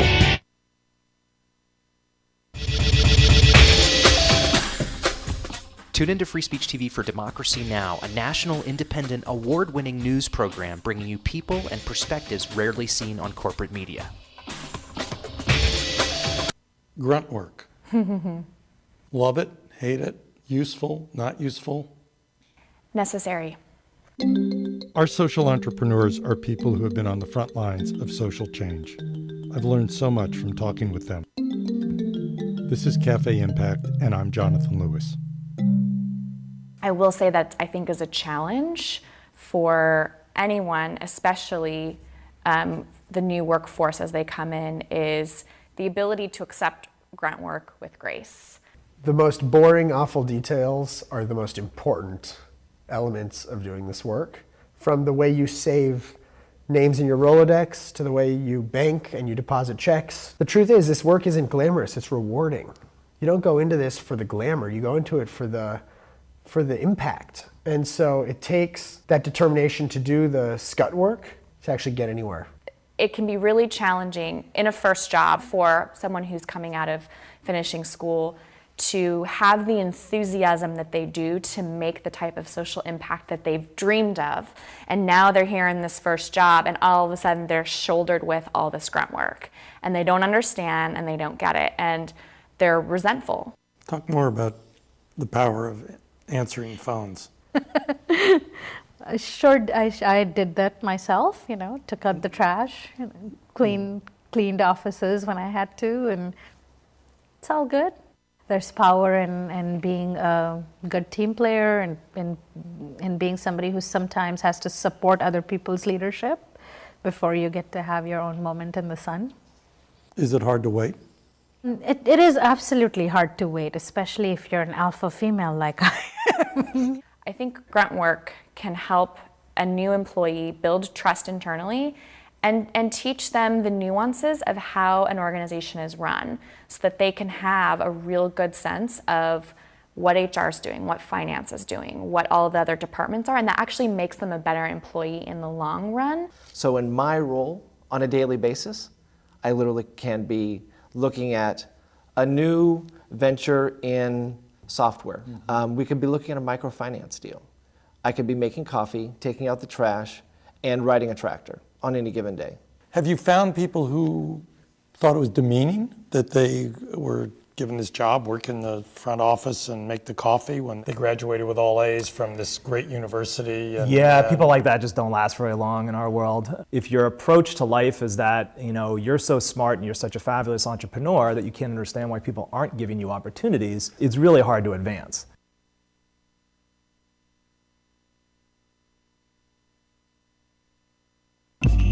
Tune in to Gay USA with hosts Ann Northrup and Andy Hum for in-depth coverage of lesbian, gay, bisexual, and transgender news. Watch Gay USA every week, only on Free Speech TV.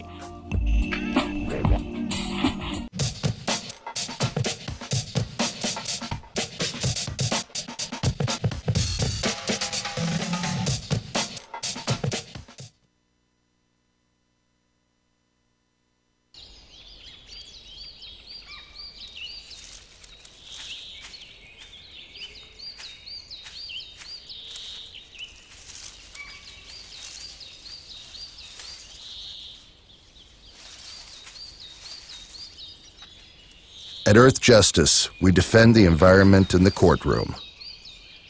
Join our fight. When you take a seat, you take a stand. Earth Justice, because the Earth needs a good lawyer.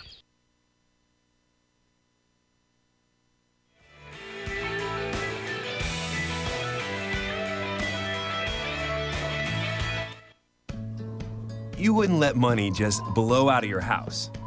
So when your AC or heater is on, make sure the doors, windows, and fireplace flue are shut tight. If you're headed out, turn down the AC or lower the heat by 10 degrees. And always keep your water heater set at 120. A little bit of common sense goes a long way. Get more great tips at energysaver.gov. So, I'm kind of new here, but I've noticed a trend. My human does this funny thing where she goes around and gets all my toys, and then she hides them in that basket by the door. But it's always the same basket, and it's always in the same place. And then she acts so surprised when I find them, but, she's putting them in the same basket. Again. It's like, hello, that's where you put it last time. You were the worst at hide and go seek.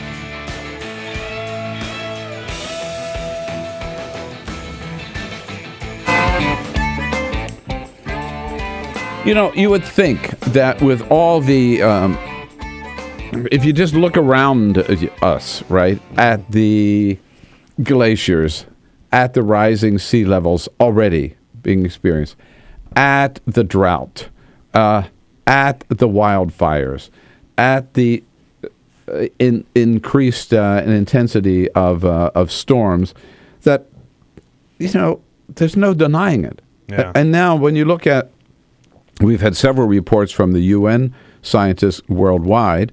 Here you look at these two reports of NASA and NOAA. They don't have any other agenda. They don't have a political agenda. They're just telling us what's going on, And yet these loggerhead Republicans in the House and the Senate won't do anything about it. It's criminal. I can't totally believe criminal. that there are still people out there who deny it. Yeah. I just can't believe it. Yeah. Unfortunately, one of them now is head of the Senate Environmental Committee, James Inhofe. Here's Pat quickly from Beloit, Wisconsin. What do you say, Pat? Well, Bill, there's a line coming through Wisconsin currently that they're going to increase the tar sands passing through from Lake Superior all the way down into Illinois. It's called Enbridge Line 61. It will carry 1.2 million gallons of tar sands daily, and it's going to be 40% more than Keystone XL, and we're trying to fight it.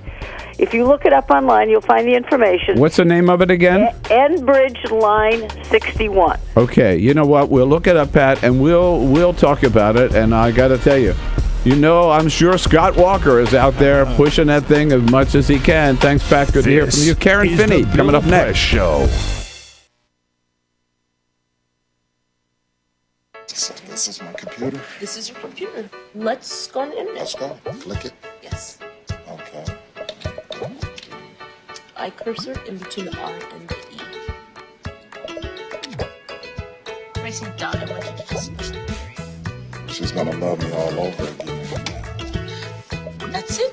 Jamaica, here you go. Here we go. Good job. Thank you. Thank you. And I did it by myself. Feel smarter. So, I'm kind of new here, but I've noticed a trend.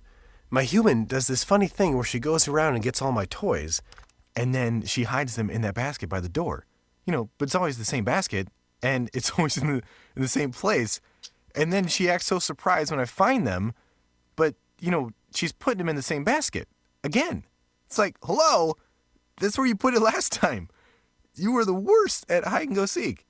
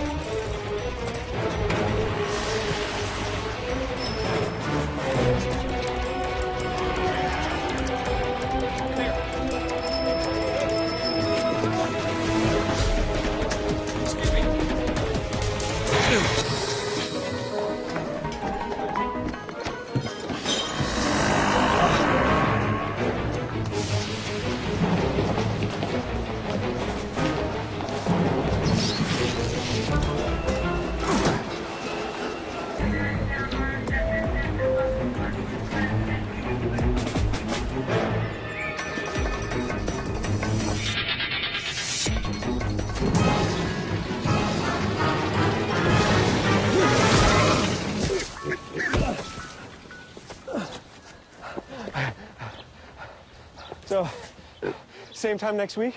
Well, of course. Put away a few bucks, feel like $1 million. For free tips to help you save, go to Feed the Pig.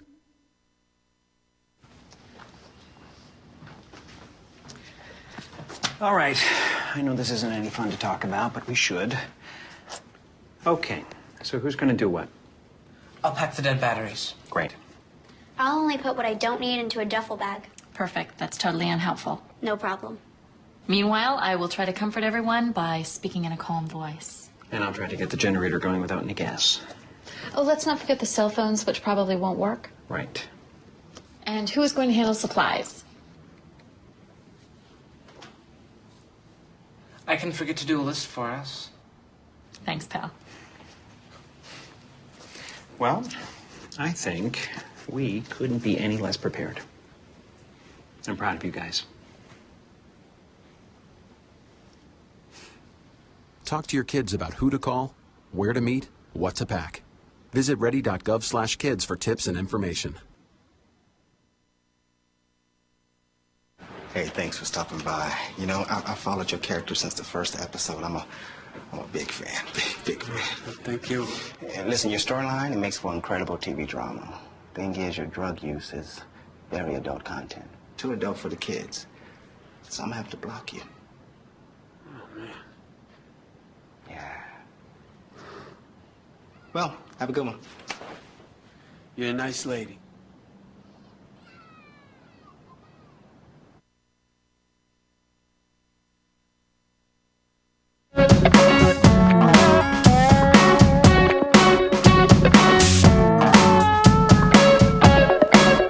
On your radio, on TV, and online. This is The Bill Press Show. It is 33 minutes after the hour now here on Tuesday, January 20. How about it? The Bill Press Show coming to you live from Washington, D.C.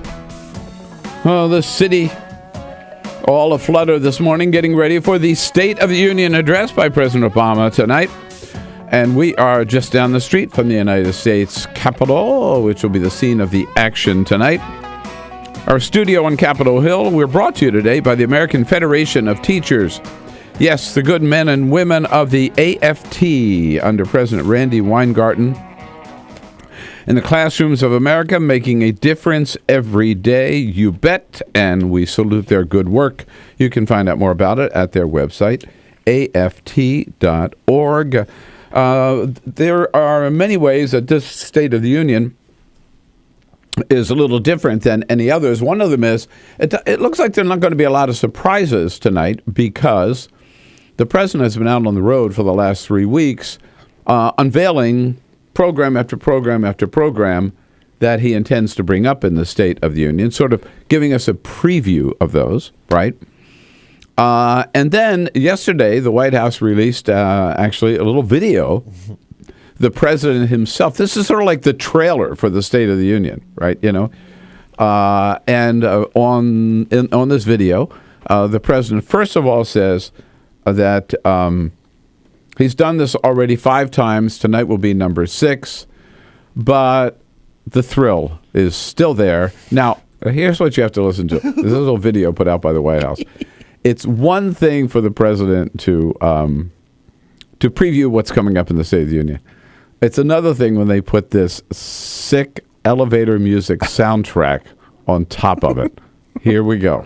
After the 6th time, I suspect that I'm a little more relaxed and a little better at it than I was the first time out, but you never get completely used to it. There's a certain pageantry to it. Sergeant at Arms announces you, and you're walking down that aisle, and you're reminded of the incredible privilege that you have.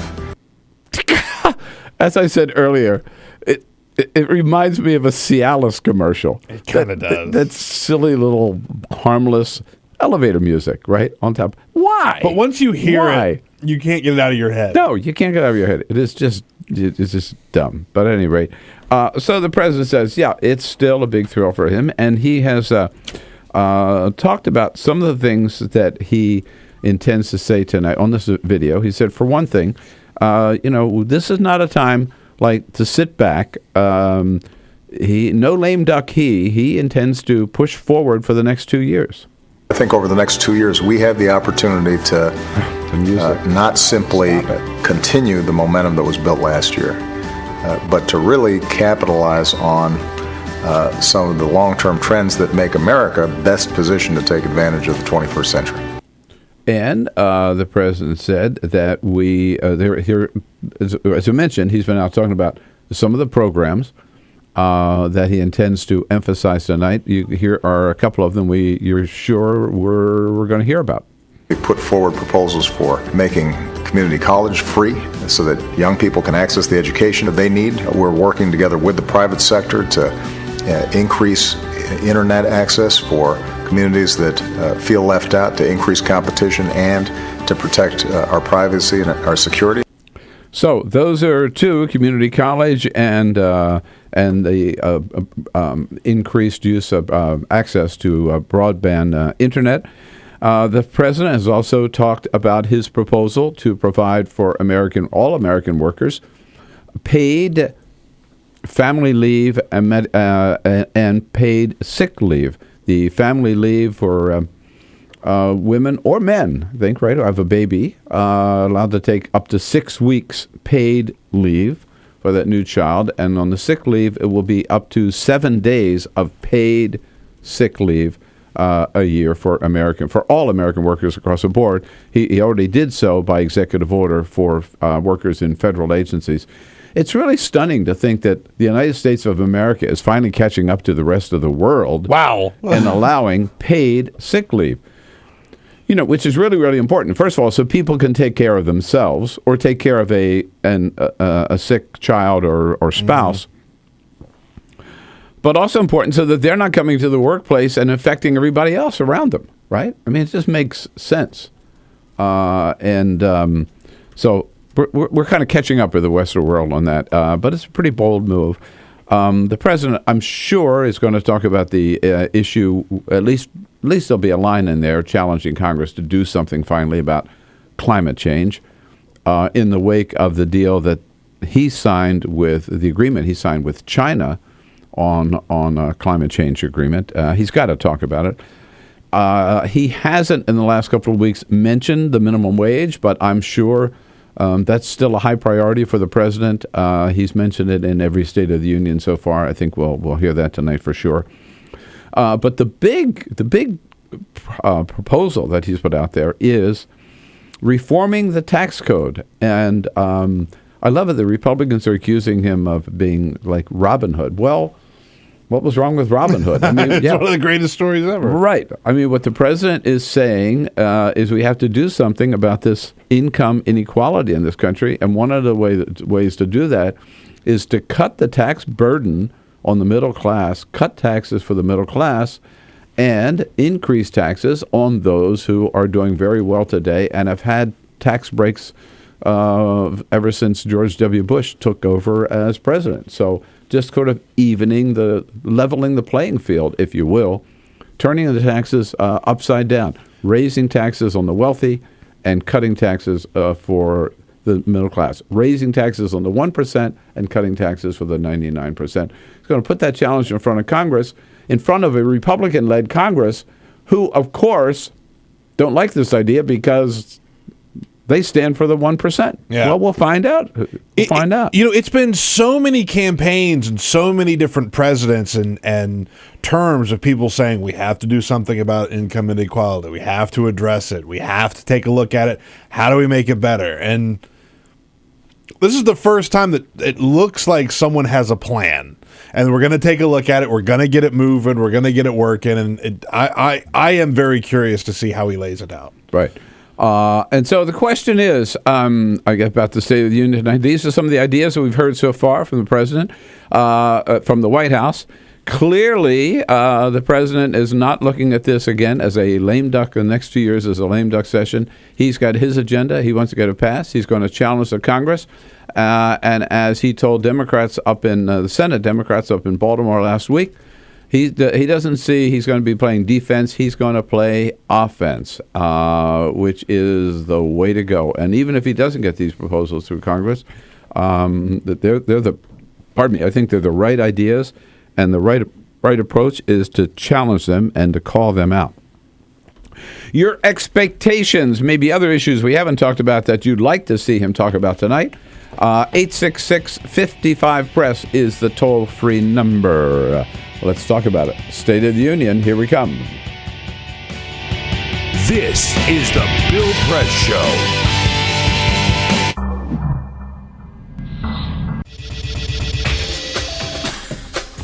Tune into Free Speech TV for Democracy Now!, a national, independent, award-winning news program bringing you people and perspectives rarely seen on corporate media.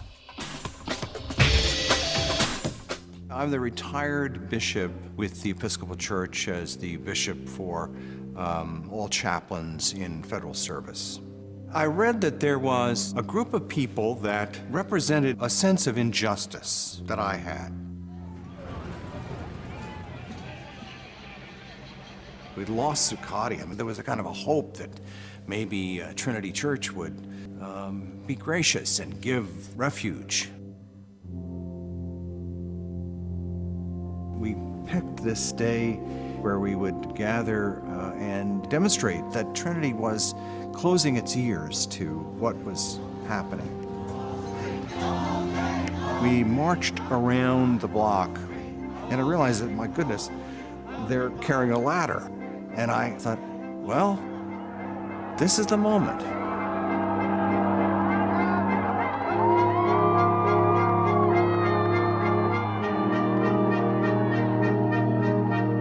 You could feel a spiritual presence. You could feel a certain something.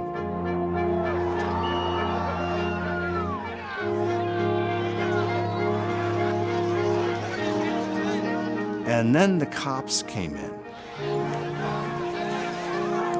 It got brutal. I'm with you right here. Robin, I'm here. The church needed, in this moment in history, to stand alongside of these protesters. The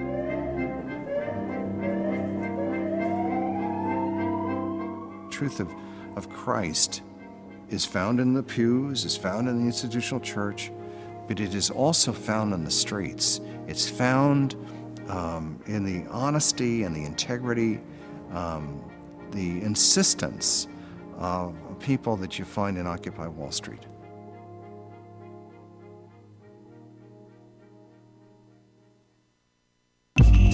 Tune in to Gay USA with hosts Ann Northrup and Andy Hum for in-depth coverage of lesbian, gay, bisexual, and transgender news. Watch Gay USA every week, only on Free Speech TV. What the frack? What the frack? What the frack? What the frack? President Obama, are you fracking kidding me? Reopen the EPA studies. In Texas, Wyoming, and Pennsylvania. Fracking pollutes our oceans. Fracking poisons our water. Fracking makes climate change worse. Fracking relies on toxic chemicals that cause cancer. Ban fracking now. Ban fracking now. Go on. Ban it. Ban fracking now. Please.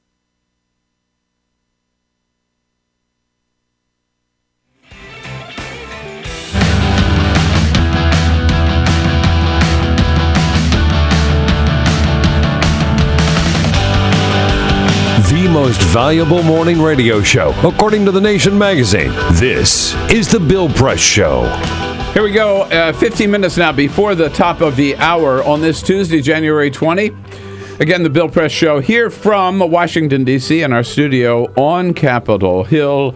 I bet you went down there right now in the House chamber, you would find some members of the House already camped out so they can have their place on the aisle, be sure to be seen on national television, shaking hands with the President of the United States as he makes his way down the aisle. It's a ritual that we all groan about, but we all sort of love too, whatever. Karen Finney, you know Karen, she is a good friend, Democratic strategist, had a show on MSNBC, a good, great show on the weekends. Thanks, Bill. Now a senior fellow at Media Matters, among many other things that she's doing. Yeah. Hey, Karen, it's good to see you. Hey, Bill, it's great to be here. Happy New Year. Happy New Year to you, too. Yeah, so this State of the Union it is kind of it's as close as we come to pageantry and ritual, huh? Isn't it? It is. And there's, I mean, as you said, we sort of groan about it, but it's kind of fun. The funnest part, I think, is watching the members who have, had floor speeches, have said horrible things about the president, practically, knock over their grandmother, to get there, to get that handshake. Yeah, it's pretty. right. I find that pretty hysterical when we watch that part. Right, and we're going to see again tonight, right? The will they stand up? Won't they stand up? Will they applaud? Won't they? Exactly. And the Democrats, they'll be looking for those moments where both sides actually applaud. That's right. And I don't think, are they doing the sit with a bipartisan buddy this time? Remember, in times past, a Republican would sit with a Democrat, kind of trying to show bipartisanship. But I have not heard. I don't think they're doing that anymore. I watch for one reason. Days are gone, right? Yeah. I watch for one reason. That's to see who Joe Biden kind of makes eyes at when he's sitting up there, points at, winks at, thumbs up, that type of stuff. And also, it's a joke. I mean, Speaker Boehner could not look more bored, right? Right. That's right. Well, I bet you'll be paying attention tonight. I mean, there's been a lot going on. Now, this is the 6th one for President Obama, right? But it's the first one in front of a Congress controlled, both House and Senate, by Republicans. That's right. So is that going to make a difference for him, do you think? I don't think so. And I think if you look at the way the president has been over the last couple of weeks, certainly, I think he gets it. He's got a Republican Congress, but he kind of doesn't care. I mean, I think you're going to see him, certainly the initiatives that he's been putting out, like free community college. Yeah. Knowing that, with a 10-year, $60 billion price tag, it's a fantastic idea for lots of reasons. Probably not going to get the money from members of Congress. So I think what you're seeing, though, is a president who, to some degree, is sort of unencumbered and saying, okay, I'm going to just put my ideas out there. And frankly, a lot of which are ideas we've heard him talk about before. I mean, I was reading over the weekend, as a lot of people did, some of the tax proposals that he's talking about. They're not new things. They're things he's talked about before. In terms of supporting the middle class, that is, something he's been talking about for years. So I think you're going to hear him continue to talk about those ideas, and to some degree, maybe challenging Republicans a little bit and saying, "Okay, if you got a better idea, let's hear it." Right. I mean, certainly, this tax proposal that you talked about, where in essence, the president is saying those who have done very well in this recovery are going to be asked to pay a little bit more so that we can give a tax break to those people who have had stagnant wages and That's right. haven't seen, their lot in life improve much over the last 6 years. Republicans. They hate that. They hate that, right? No, they hate that idea. They think their existence is all about helping the 1%, right? Right, of course, because it'll trickle down, right? And we should all just wait with our little buckets, for the trickle. we keep waiting for the trickle. That never happens. Yeah. But what I like about it is, even if he doesn't get it through Congress, he forces the Republicans once again to take a stand for the Koch brothers and against middle-class Americans. Absolutely. And I think gives Democrats a great foundation to run on in 2016. I mean, you even heard, Mitt Romney talk about that very 47% he once said he didn't care about, right? He didn't need to worry about. So maybe the Republicans will find the middle class. So suddenly, Mitt Romney, of all people, coming across as the champion of the poor. I fell out of my chair when he said it. But also on these tax proposals, I think one of the things that's important is it's the president also kind of, and I think for the Democratic Party, this is a good thing to lay down some markers and say, and really talk about and put ideas out that say, this is what we think is important. This is where we think the country should be going. You've had Republicans hammering this president about the fact that while we have had, the economic signs are good, we've had consistent job growth, we've seen, so many factors kind of coming back from where we were when he first took office, making the point, well, it's not making its way to the middle class. So the president kind of says, okay, you're right. Let's do something about that. So I also think it puts them in a bit of from a policy perspective, a bind, because it says, okay, how are you going to help the middle class? Because as we know, so many of these corporations, which now have record profits, they're not increasing wages for their workers, so many of them. So again, I think the president's looking at, okay, what's in my purview to be able to try to help? Here's what we can do legislatively. And again, I think it puts the Republicans on defense a little bit. Karen Finney here with us from Media Matters. There's a hat she's wearing this morning at any rate. It's MediaMatters.org. So whatever happened to the lame duck? He doesn't seem to I don't play think that role. Huh? No, not at all. I don't think anybody told him. No, he doesn't seem to want to play that role. And again, I think good for him. Yes, yeah, absolutely. And the other thing that I've been really pleased to see is the fact that he's put out a lot of ideas before the State of the Union, traveled around talking about those ideas. We're going to see him traveling a bit more, and cabinet secretaries. So again, this idea, selling the ideas, I think is really important. So, and that is not a lame duck. That is somebody who is going to make good use of the time that he has. And let's be honest, as we've seen in every presidency, when this last 2 years come, you can't ignore what's happening abroad. Right. So that's the other place where there will always be something going on that the president has to focus on. Now, I want to ask you a media-related question, not directly related to the State of the Union. Sure. But we saw something like we've never seen. Well, let me put it this way. A week or so ago, I saw something I've never seen before at the White House where Josh Earnest said, we made a mistake. We should have sent a higher-profile person to Paris.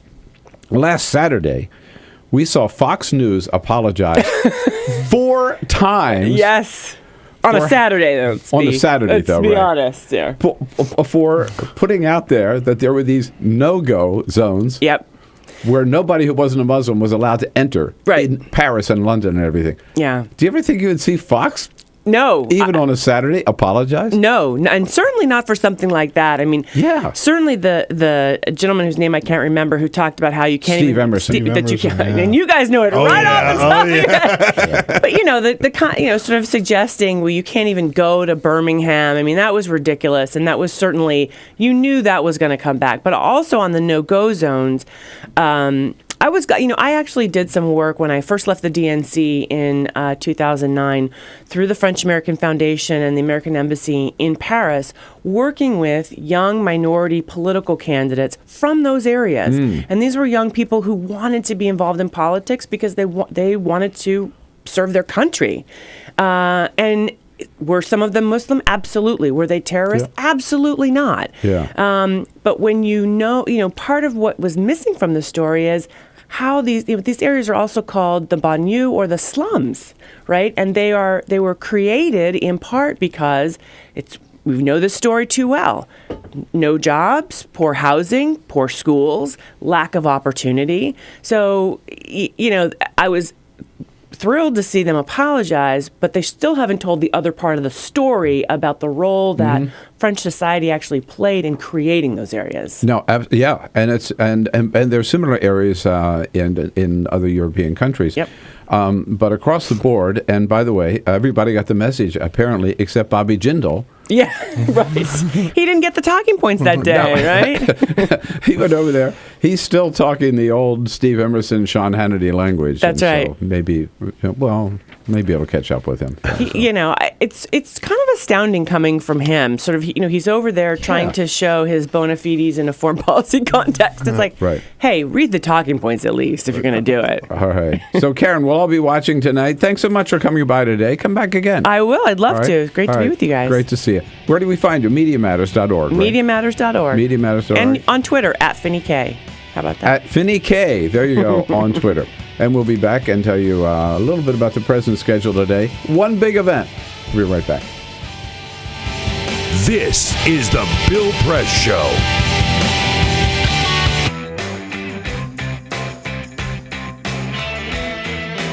All right, hour number 3 coming up. Get ready, get set, go. If you're watching on Free Speech TV, you're going to have a little delay until 5 o'clock Eastern to watch our third hour.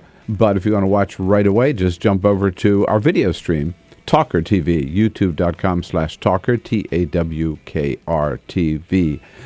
We'll be talking in the next about 2 important subjects that are bound to come up in the State of the Union tonight. The number of kids who go hungry every night here in the United States of America, and how labor and environmentalists can work together to provide jobs and still save the environment. Hour number 3 coming up. Stay with us.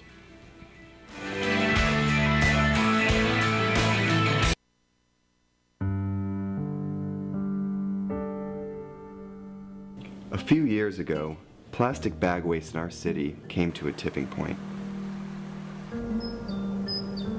It was clear.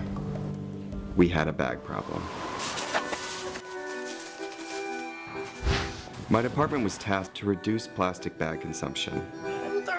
We needed to come up with ways to change human behavior. So we asked ourselves, would you like a bag? What do people really hate? Yep. Getting punched in the stomach. Preliminary studies showed that the consequences weren't severe enough to warrant behavioral change. Actually, can I get that double bagged? So we thought, what do people hate more than getting punched in the stomach? Kissing Helga. Hey, big boy. People didn't find her so offensive after all, so we had to get creative. How many bags? Okay, now, pour this ice water down your pants. We tried everything.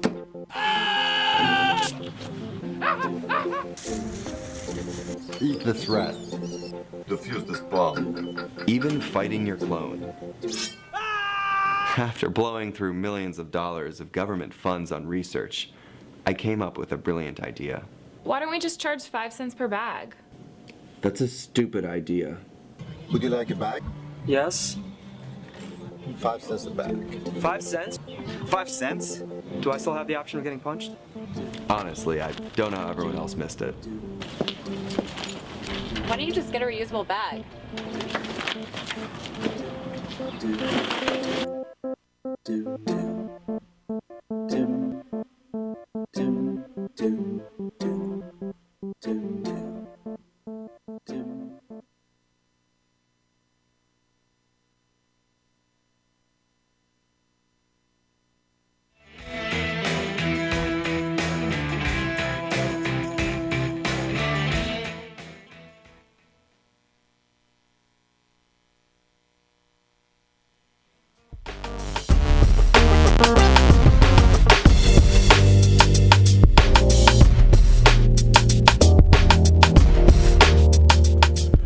All right, for the president today, he gets a daily briefing at 10 o'clock and then nothing on his schedule until the State of the Union tonight at 9. In the next hour, we'll talk kids going hungry in America and talk about environmentalists and labor leaders teaming up to create jobs and protect the planet. Both. Hour number 3 coming up, so this stay around. Is the Bill Press Show.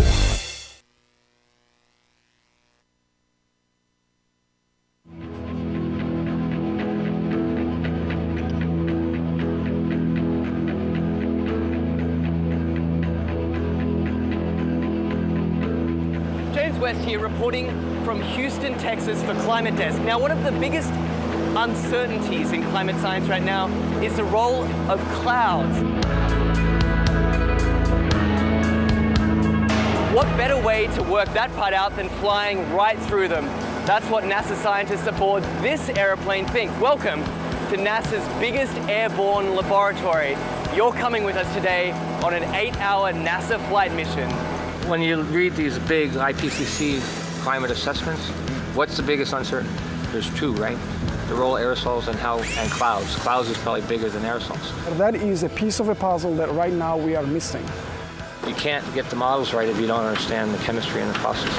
Now we're being told we've got to get on. The doors are about to shut, so let's go aboard.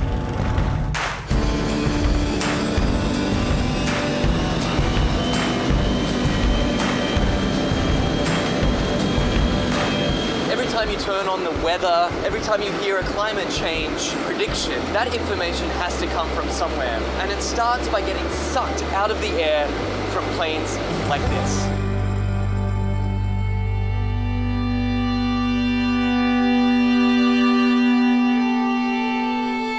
So this mission is to try to understand the emissions from the surface, so mostly biogenic emissions, so from trees and other plants. Right now we're flying to our very first part of this experiment on the DC-8. Over Arkansas, there's a particularly pungent bouquet of emissions that scientists are interested in measuring. Well, these emissions lead to both aerosols and to molecules that both destroy and create ozone. So these are very important things to understand for climate studies. How it will manifest itself, it will be in more accurate and more reliable predictions. So what we're doing is taking a series of flyovers, each at a different level of the atmosphere, scooping up those emissions, testing them, and hopefully scientists are going to see exactly what's in this column of air all the way up. The data that we collect in one flight can keep busy 60 scientists and students for 3 years, 4 years. We're still studying data from data collected 20 years ago. In fact, this particular mission today is its most heavily equipped in its nearly 30 years of service. Each one of these consoles here is a specially equipped scientific instrument designed to collect all sorts of different data in real time. And this instrument here tracks the sun. We're looking at mist chambers. They're used to strip soluble gases. This black line is the CO2. It's about 390 ppm right now. We're putting these filters in the bags that we've got the aerosols that we trapped out of a certain amount of air. And so we're sampling up here about 150 liters a minute. That ultimately flows back into the operational models. It flows back into what goes on TV every day. Anyway, I got to get this sample going. You do it. It's a busy man at work. We can't let him rest. Well, get this. We've just spent 2 hours crisscrossing this one cloud formation. In, back out again, back in again. Then they grow, and we track them as long as we can, and then we let it go. Even one cloud can hold a host of answers to the mysteries of climate change. The patterns of, where the clouds are, what type of clouds we see, what kind of weather systems they're associated with it, that'll all be shifting in a shifting climate, in a world with climate change. Then the big spark is this, is when we actually get the meat on the grill. And then it will be some time to process it.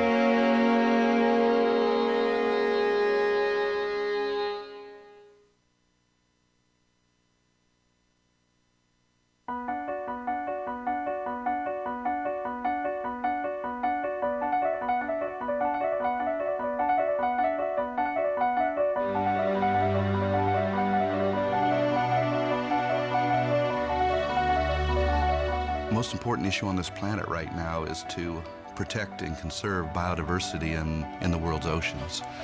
And I don't think people realize just how intimate our connection is with the oceans themselves. Not only do they provide the very foundation of life and control our weather, but life just simply could not exist without a healthy ocean. The real problem, though, is apathy. It's all out of sight. It's all out of mind, and people don't even think about it. But it doesn't matter whether you live in Peoria or on the coast. The fact is, whatever happens in the ocean affects all life forms on the planet Earth. If the oceans die, then civilization collapses. We all die. We cannot live on this planet without the oceans. This is, in fact, not the planet Earth. It's the planet ocean, but because we're a land-dwelling species, we refer to it as Earth. But it is the planet ocean, and the oceans are the heart and the foundation of all life on the planet.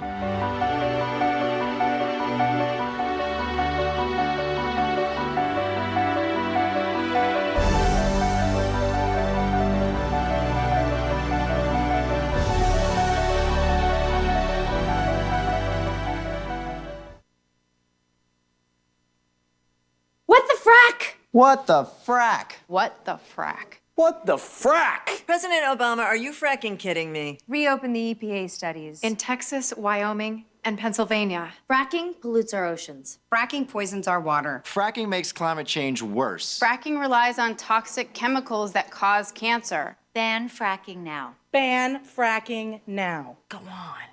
Ban it. Ban fracking now. Please. Two anti-government, self-described revolutionaries have shot up a pizza restaurant as well as a Walmart in Las Vegas. The internationally syndicated political series, The David Pakman Show, provides progressive talk, analysis, and interviews with the nation's youngest radio and television host, David Pakman. Find out more and catch up on all the latest episodes by visiting our website at freespeech.org.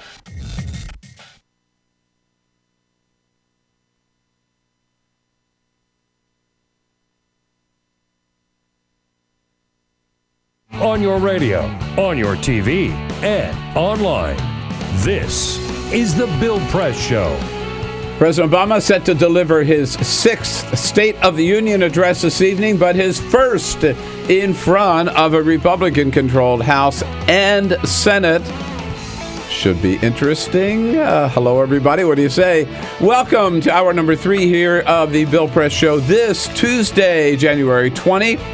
So good to see you today. Thank you for joining us on your local progressive talk radio station. Anywhere in this great land of ours, we are there with you on the radio. Also here with you on Free Speech TV and worldwide on our video stream, TawkrTV, youtube.com/TawkrTV. Lots to talk about today, so we're glad that you have tuned in. Thank you for being there. And joining our team today, Peter Ogburn and Elisa Murphy. Hello, guys. Happy Tuesday, Bill. Hey, good morning. What about it, huh? Here we are. Here we are. Yes, it's going to be a late night tonight. State of the Union. I know. Got to be there. Get that nap today. For every minute of it, right.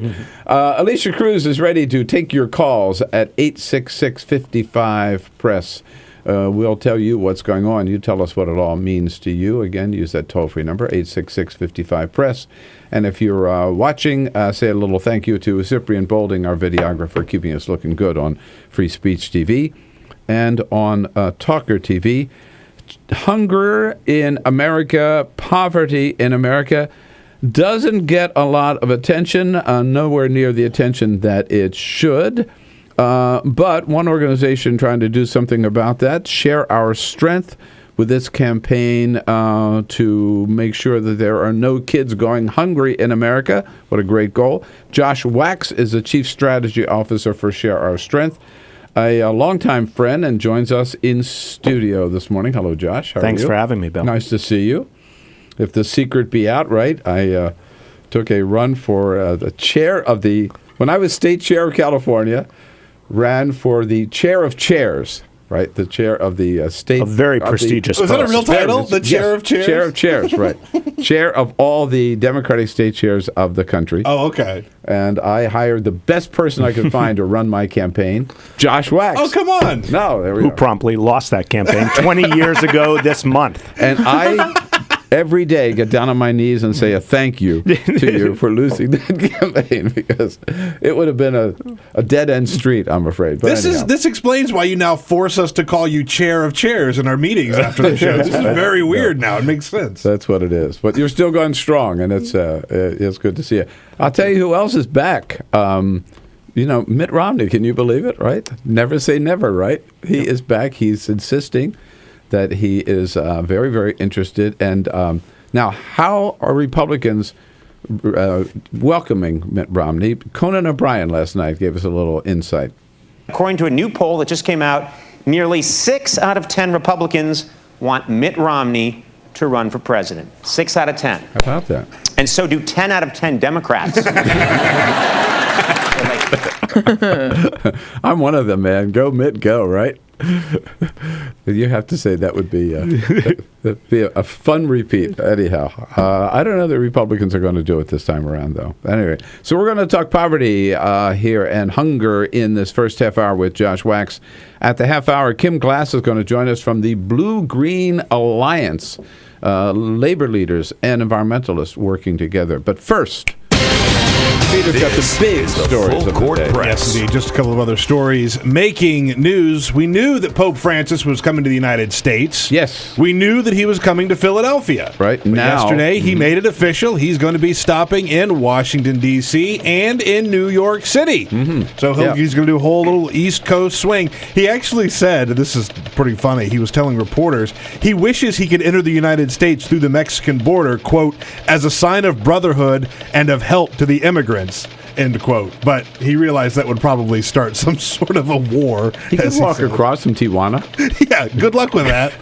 But we now know he is going to be here, so no details quite yet about what he's going to do. He's going to address a joint session of Congress, which will be historic. Yes. All right. And he's going to the White House. Yeah, we saw he's going to go to the White House. He said, I think they're going to have a big welcome on the South Lawn of the White House. That'll be huge. And it looks like there's going to be a mass at Madison Square Garden in New York. So, big trip. Very big trip.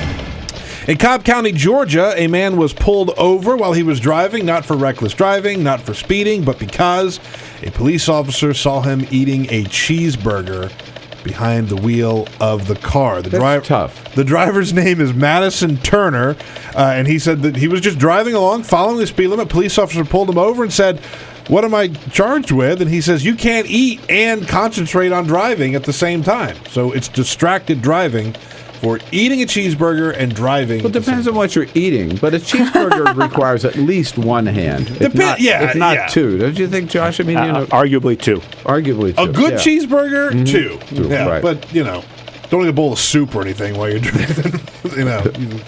Impossible. And after talking about the New England Patriots destroying the Indianapolis Colts on Sunday, the final score of that game was 45-7. But the defensive lineman Vince Wilfork's work was not done after holding the Colts to only 7 points. As he was leaving, he was driving home, and he passed a Jeep Wrangler that had overturned on Route 1 near the stadium. So he did what any good citizen would do. He pulled over, he stopped, he helped get the driver out of the car. Turns out she was 38-year-old Mary Ellen Brooks of Hanson, Massachusetts, and a big Vince Wilfork fan. So he stayed with her until the police showed up to help, and then he went on his way. But helped get her out of the car, helped get the situation under control. Good for him. Yeah, good for him. Absolutely. Good citizen. So Josh, I'm so glad you came in today. I saw a headline the other day, and I mentioned it to Peter. I couldn't believe that the number of the majority of public school students today in this country live in poverty. Is that right? A pretty amazing study came out that you saw over the weekend, which said that for the first time in our nation's history, 51%, a majority, as you said, of kids in our public school system come from low-income families. And that was a very large increase from 2008, the last time that study occurred. Yeah, do you think of public school as a great equalizer, right? Which it is. But it sounds like is this because so many people who can afford it are fleeing the public school system and going to private schools and leaving the poor behind, or? It may be part of that. May be part of the reason. Fundamentally, what this means is that there are huge implications for public schools and for the types of supports that kids in those schools need. That article in the Washington Post quoted a teacher in Albuquerque, Sonia, who talked about every day when she comes into school to start class, she takes an inventory of her kids and says, who's eaten, who hasn't eaten, who needs to be cleaned, who needs a new pair of socks, etc. So, she talked about her role as a nutritionist, as a counselor, as a doctor and a nurse, as well as a teacher. So tremendous pressure on our schools to be able to help support those kids to be academically successful. And so there's some basic needs that have to be taken care of before you can even expect them to be able to focus on reading or writing arithmetic, right? Yeah. So, what resources are schools bringing to this issue? Well, one of those is clearly food, right? And we all know that solving poverty is complex, as my boss Bill Shore likes to say, but feeding a child is simple. We know that kids who don't get access to nutritious food don't do as well at school. In fact, we recently released a pro bono study with Deloitte Consulting that looked at low-income kids who got a free breakfast at school. And we found they did up to 17.5% better on standardized math scores than those who didn't. Really? They were absent less often than kids who didn't. And we know both of those things, right? Standardized test scores and attendance correlate to a higher chance of graduation. And high school graduates clearly are more likely to avoid poverty. In fact, I recently read an amazing statistic that only 9% of low-income kids end up graduating college, less than 1 in 10. Only 9%. Oh, whoa, wow! That's right. People, again, people don't have that concept of the United. If you think about the United States of America, that there's such a high percentage of our public school children living in poverty and then not being able to move forward. And so many of those families are struggling with hunger. We talked to 1,000 public school teachers this year, and 2 of 3 said they had kids in their classes who are coming to school hungry. And here's the crazy thing, right? This is a country of an abundance of food and of food and nutrition programs. The problem is that we aren't connecting kids to that food. We aren't connecting kids to those food and nutrition programs. So while over half of kids are eligible for free or reduced price lunch per the recent study, in fact, only about half of kids who are eligible are actually getting a free school breakfast that they deserve. So our job at the No Kid Hungry campaign is to break down the barriers that exist between kids and these food programs to be able to make sure kids get the nutrition they need to be able to grow and thrive.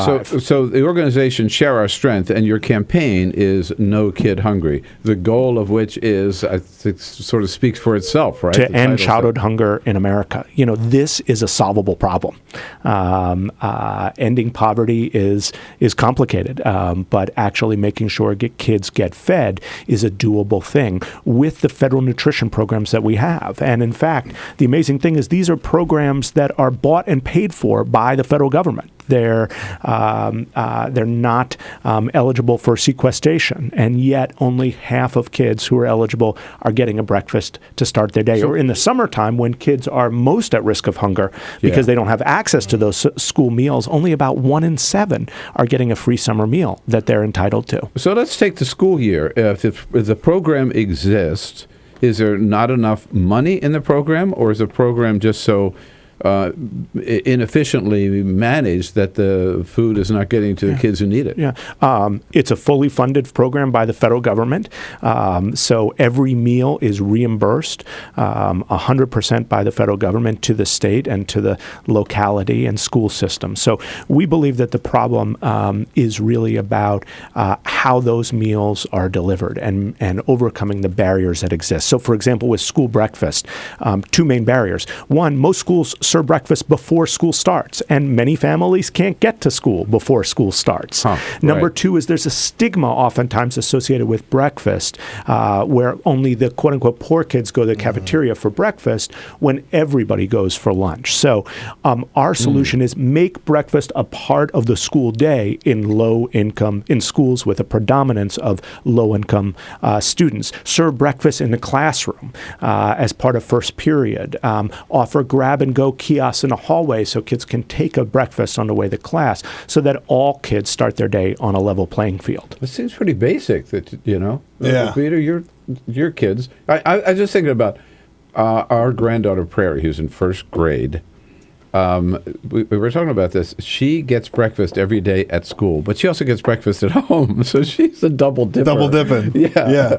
That's the way to do it. But they know she's going to have that at school. Yes. But still, they have their breakfast and many at home. families, the ability to serve breakfast at school saves low-income families hundreds of dollars a year as well. But most of her classmates, that's their breakfast. That's their breakfast. When they get to school, that's their breakfast. So those school meals are oftentimes the main source of nutrition for low-income families. In fact, I was recently talking to a teacher right here in Washington, D.C., a public school teacher at a school with over 90% of kids free or reduced priced eligible for meals, only 2 miles from our nation's capital. And she told me that Tuesdays and Wednesdays are her only two truly effective teaching days, because Mondays, kids come into school from a weekend without enough food at home. They're frustrated, they're distracted, they're irritable, and she can't effectively teach. And then by Thursday, those same kids begin to get a sense of dread and anxiety about another weekend without enough food. So those school meals are crucial, and we should be able to make the program, as you said, Bill, more efficient and effective to be able to reach the kids. And what we're seeing is, despite gridlock in Washington, on a state level, governors are really leading in being able to do that. Yeah, Peter. I want to ask about the political side of things, because I live in Maryland, and former Governor Martin O'Malley has been really out in front of this.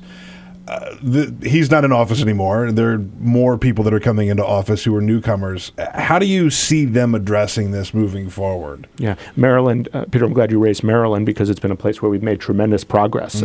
This morning in the state of Maryland, 67,000 low-income kids, an additional 67,000 low-income kids today started their day with a free school breakfast than just 3 years ago. Right, that's real progress. Wow. And so we are well along the way to sort of proving the concept in Maryland that this model works.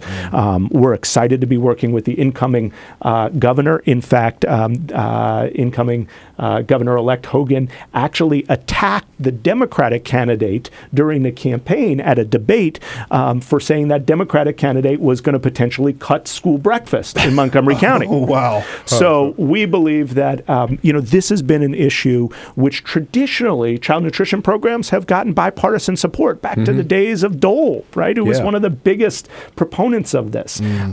So on a state level, we continue to see that type of bipartisan support. That's great. With governors across the country. Governors like Governor Sandoval in Nevada, who in his State of the State address last week actually proposed breakfast legislation and additional state funding to make sure that breakfast is served as part of the school day. Or right here in Virginia, Governor McAuliffe, the same thing in his State of the State address last week, also proposed breakfast legislation. Right. NoKidHungry.org. There's a program we can all get behind and should. NoKidHungry.org. It's important to know more about it and how we can help. Josh Wachs here from the organization Share Our Strength. You got a question or a comment? Weigh in here at 866-55-PRESS, and we'll be right back. This is the Bill Press Show.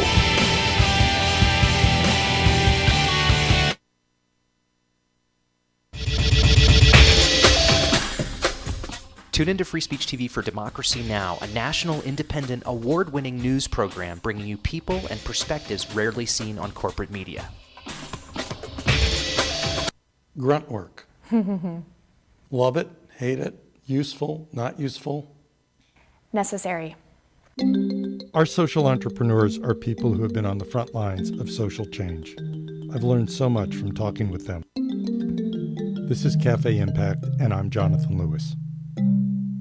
I will say that I think is a challenge for anyone, especially the new workforce as they come in, is the ability to accept grunt work with grace. The most boring, awful details are the most important elements of doing this work.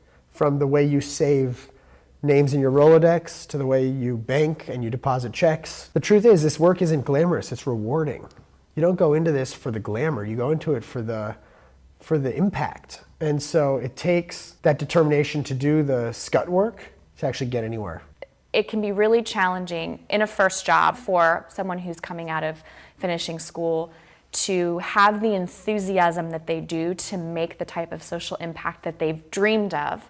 And now they're here in this first job, and all of a sudden they're shouldered with all this grunt work. And they don't understand, and they don't get it, and they're resentful. Talk more about the power of answering phones. Sure, I did that myself, took out the trash, cleaned offices when I had to, and it's all good. There's power in being a good team player and in being somebody who sometimes has to support other people's leadership before you get to have your own moment in the sun. Is it hard to wait?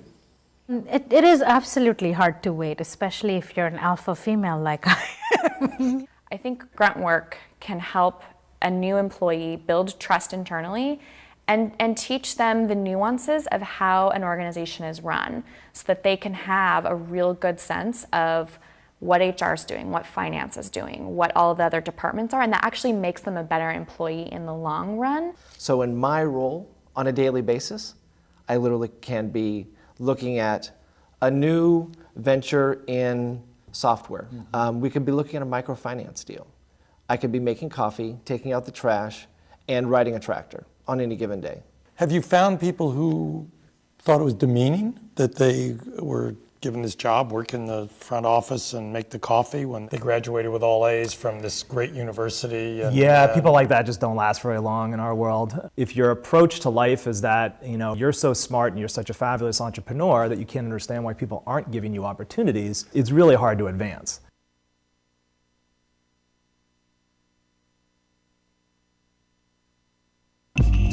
Tune in to Gay USA with hosts Ann Northrup and Andy Hum for in-depth coverage of lesbian, gay, bisexual, and transgender news. Watch Gay USA every week, only on Free Speech TV.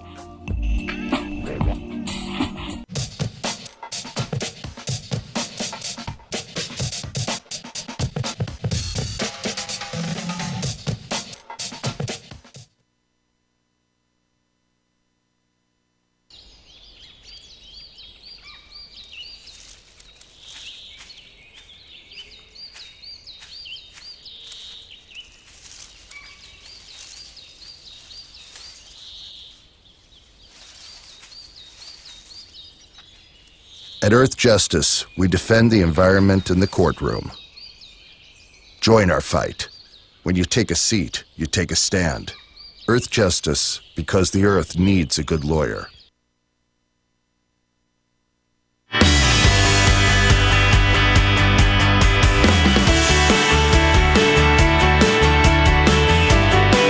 This is the Bill Press Show. 27 minutes after the hour, latest report from the Southern Education Foundation. A majority of U.S. public school students now come from low-income families. Share Our Strength is the organization that's been working this issue for a long time in their campaign, No Kid Hungry. You can find out more about it at nokidhungry.org. Josh Wachs in studio with us. Josh, hearing you talk, I keep thinking about Michelle Obama, because this has been one big, huge priority for her. But she's talking more about the content of the meal, I guess, right, than the access to the meal. But they're both important. They are, and that access is connected to the quality, right? You've got to have meals that are attractive and nutritious as well. One of the other things we do at Share Our Strength that we work closely with the Let's Move campaign on is we do a nutrition education program for low-income families. So we teach low-income families how to shop for, cook, and prepare nutritious meals on a limited budget. Families that are on SNAP, formerly known as food stamps, how do they make those dollars go farther and feed their families more nutritious food as well? Right. So the two really do go together, and so much of it depends on these governors. I mean, we're out of time now, but as Peter pointed out, you got some states that are really out in the lead, and maybe others that maybe some of our listeners and viewers can prod their states into doing more. Find out more about it at nokidhungry.org. Josh Wachs, thanks for coming in. Thanks for having me. Thanks for your great work. Thank you. Is the Bill Press Show. This is my computer. This is your computer. Let's go on the internet. Let's go. Click it. Yes. Okay. I cursor in between the R and the E. Pressing dot, I want you to just push the period. She's gonna love me all over again. That's it. Jamaica, here you go. Here we go. Good job. Thank you. Thank you. And I did it by myself. Feel smarter. So, I'm kind of new here, but I've noticed a trend. My human does this funny thing where she goes around and gets all my toys, and then she hides them in that basket by the door. But it's always the same basket, and it's always in the same place. And then she acts so surprised when I find them, but, she's putting them in the same basket. Again. It's like, hello, that's where you put it last time. You were the worst at hide and go seek.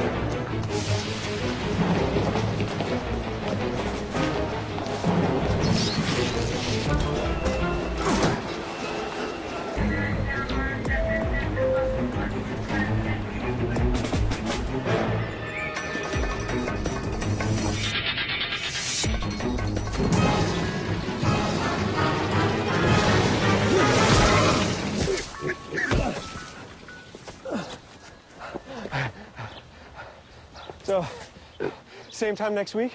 Well, of course. Put away a few bucks, feel like $1 million. For free tips to help you save, go to Feed the Pig.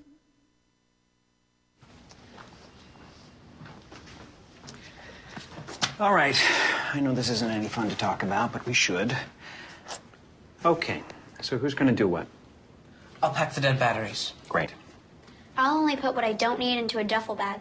Perfect. That's totally unhelpful. No problem. Meanwhile, I will try to comfort everyone by speaking in a calm voice. And I'll try to get the generator going without any gas. Oh, let's not forget the cell phones, which probably won't work. Right. And who is going to handle supplies? I can forget to do a list for us. Thanks, pal. Well, I think we couldn't be any less prepared. I'm proud of you guys. Talk to your kids about who to call, where to meet, what to pack. Visit ready.gov/kids for tips and information.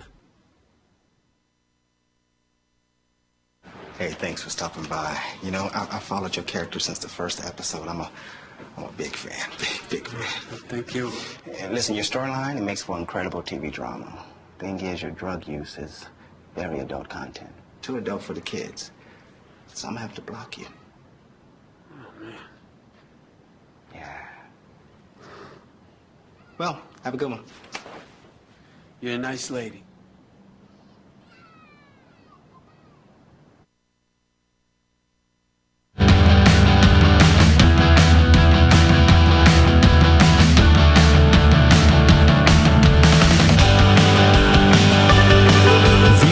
Valuable morning radio show, according to The Nation magazine. This is The Bill Press Show.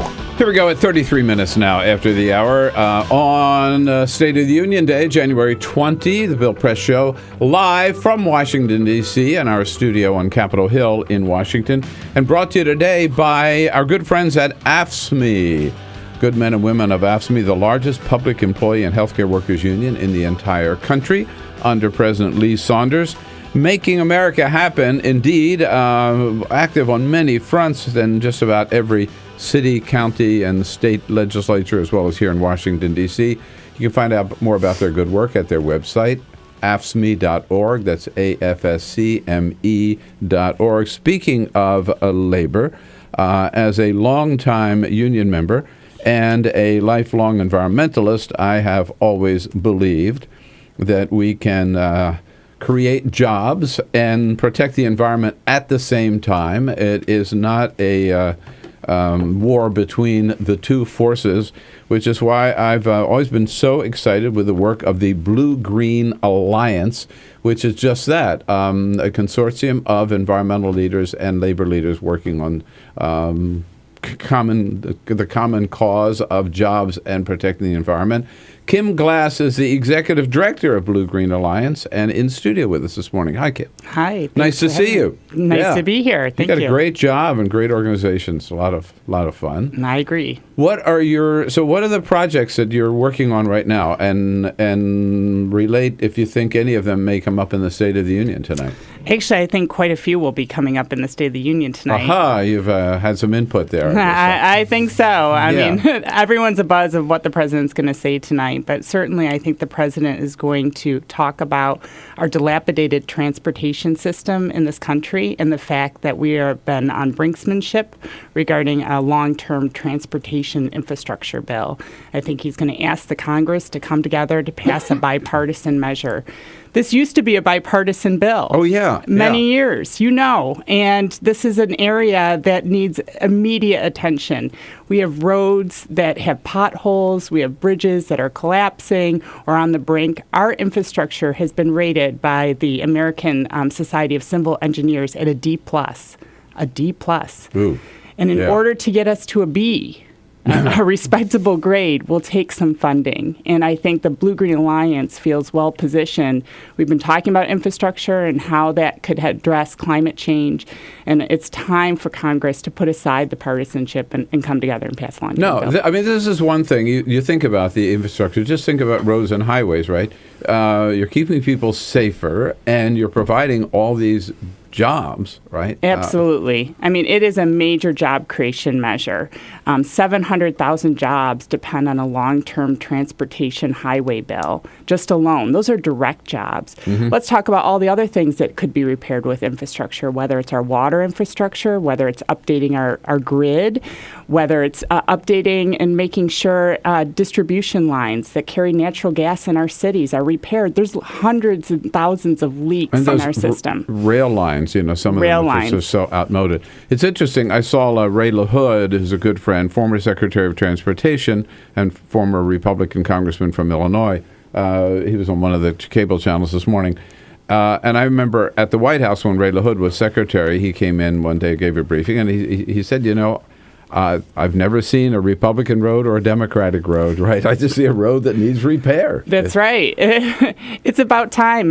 Leaders over in the Senate are trying to figure out a pathway forward. I think we don't disagree that our transportation infrastructure needs to be repaired. I think both Republicans and Democrats have been saying that for years. We disagree of how can it get paid for. I think the American people don't care how it gets paid for, just as long as it gets paid for, to ensure that companies are going to locate in the United States because we have a modern infrastructure that people can get to and from locations safely. And I think this is not a partisan issue, and this shows you the gridlock that's happening in Washington, D.C. What about climate change in general? Not that, transportation is certainly related, right. But when it comes to that issue, is this one that labor unions join environmentalists and recognize the seriousness of and want to see some action? Absolutely. The BlueGreen Alliance, we represent 10 labor unions and 5 environmental organizations. We believe that climate change is an inherent problem that we need to address immediately. The BlueGreen Alliance has come up with different solutions of how we could address climate change. Let's just talk about natural gas distribution lines in our aging cities that have all these leaks. And you've seen explosions that actually have hurt workers along the way. Yeah. Methane is 80 times more potent than any other greenhouse gas. All we have to do is fix and repair, patch these lines, replace these lines. Oftentimes, if you go into New York City and go underneath the street, you will find some of those lines are made of wood pipes. That's how old they are. And I can't even imagine what that even looks like. I twice it's happened to me that I've been in New York and seen fires coming out of manholes.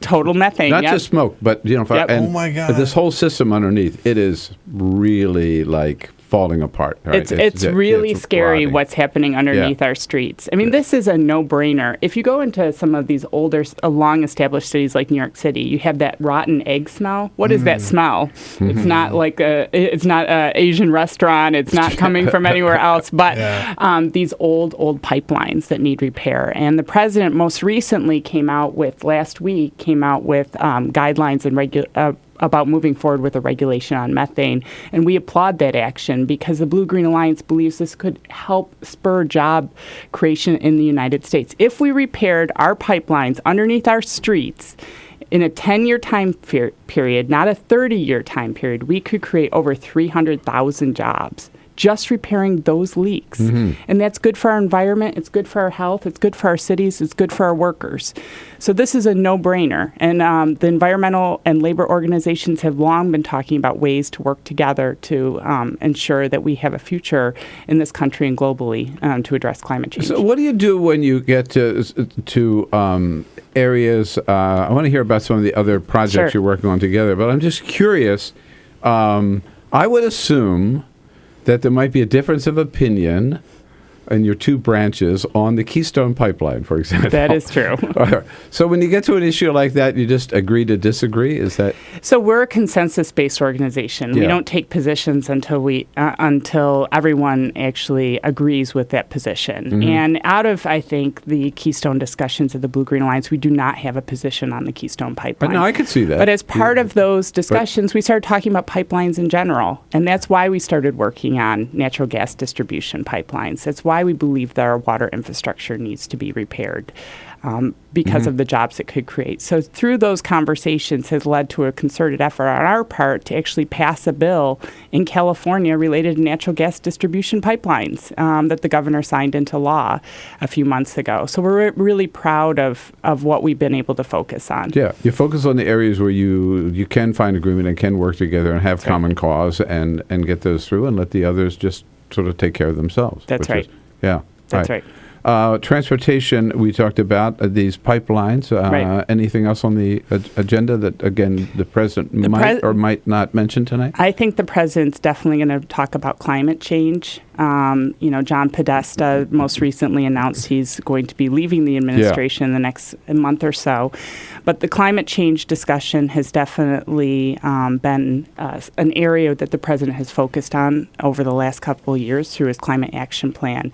He announced earlier this year, as part of the Climate Action Plan, to reduce carbon emissions from power plants and has given states a roadmap of how to do that over a period of years by 2030. Right. And tried to provide the states ample flexibility in order to meet that new rule. And so there's been a lot of discussion about that. The Blue-Green Alliance supports the administration's authority to reduce carbon emissions. We support what the president's trying to do in terms of providing states the flexibility in order to offset the carbon pollution. Yeah. Well, that's important for that for those EPA rules, right? To have the support of the labor unions, particularly. I think one of the areas that the president absolutely... I'm impressed to hear that, right? Yeah.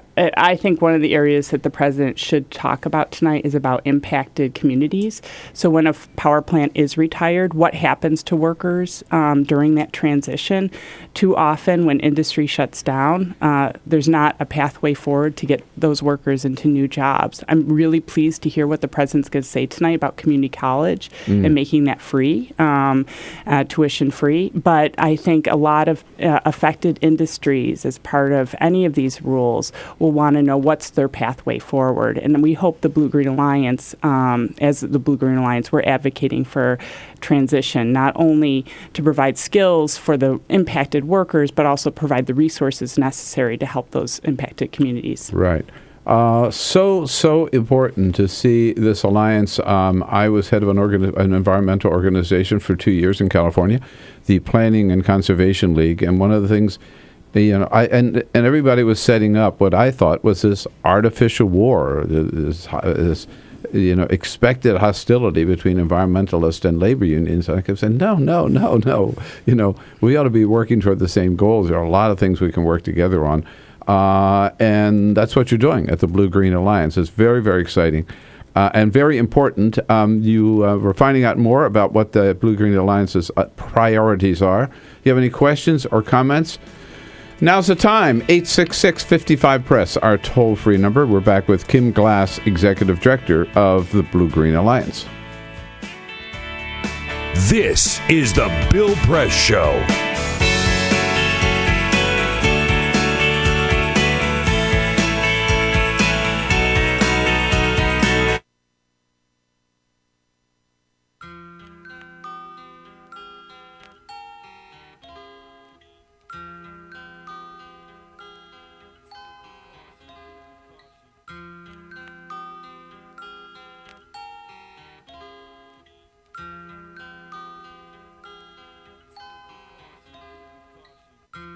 Just this month, my bill was like $138. Even at one phone call a week cost me $40 to $50 every month. I am living on a fixed income of SSI, so this is really a great hardship. Families are being punished. When they incarcerate your children, they incarcerate the whole family.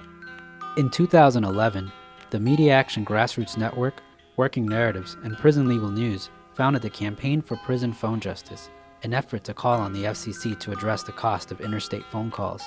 The campaign mobilized prisoners to send hundreds of letters. Advocates and families filled out postcards, met with elected officials, and signed petitions. Partnerships were formed across the political spectrum and with groups in the criminal justice, civil rights, and public interest community.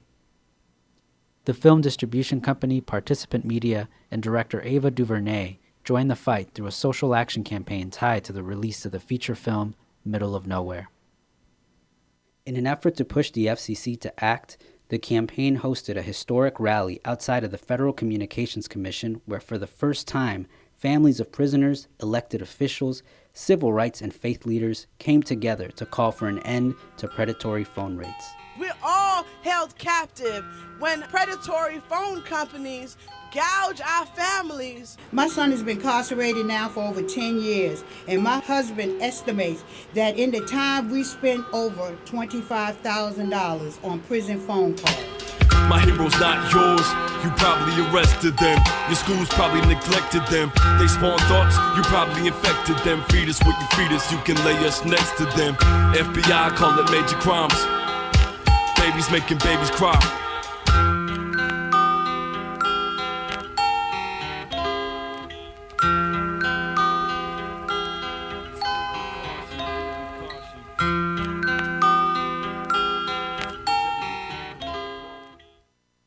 Two anti-government, self-described revolutionaries have shot up a pizza restaurant as well as a Walmart in Las Vegas.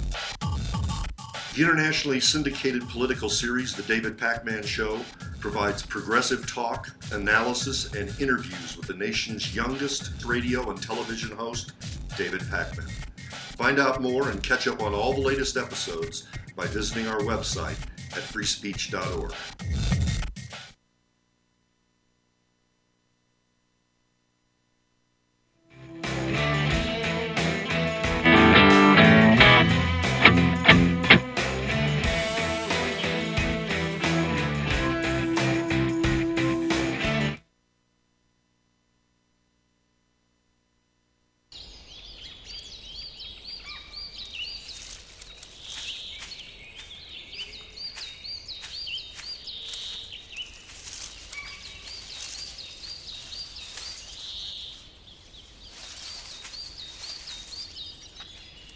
At Earth Justice, we defend the environment in the courtroom.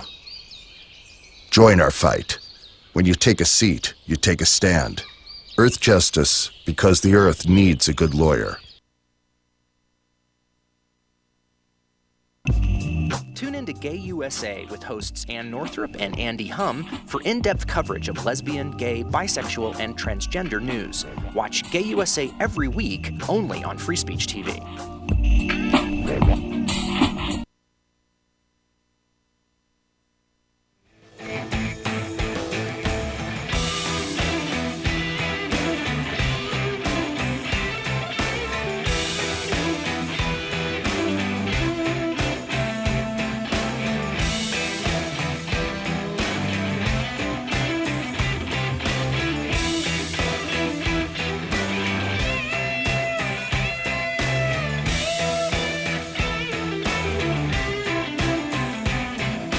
Here we go now. It's 11 minutes before the top of the hour on this Tuesday. President Obama, he owns the day with his State of the Union address tonight, his sixth State of the Union address, but his first in front of a Congress that is controlled, both the House and the Senate, by Republicans. It should be an interesting audience.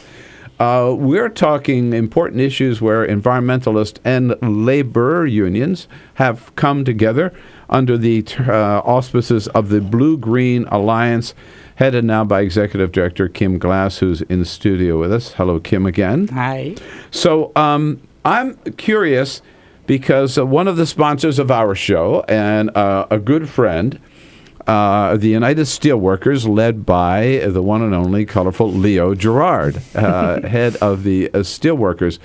And I'm curious as to kind of the projects that Leo brings to the table because, I mean, he's a real fighter, a real charger. Definitely. And he and I have talked many times about the need to rebuild America's manufacturing base. Absolutely. And bringing those jobs home. Absolutely. So I imagine that's certainly one thing that environmentalists and laborers could come together on. Yeah, absolutely. Right? Keeping these jobs in this country and bringing some of them back home. Right, absolutely. The Blue-Green Alliance, I agree with you. Jobs, jobs, jobs. I mean, we look at environmentalism through an economic lens about what are the job creation potential. You know, if we're making wind turbines, let's make sure that they're made with U.S. steel.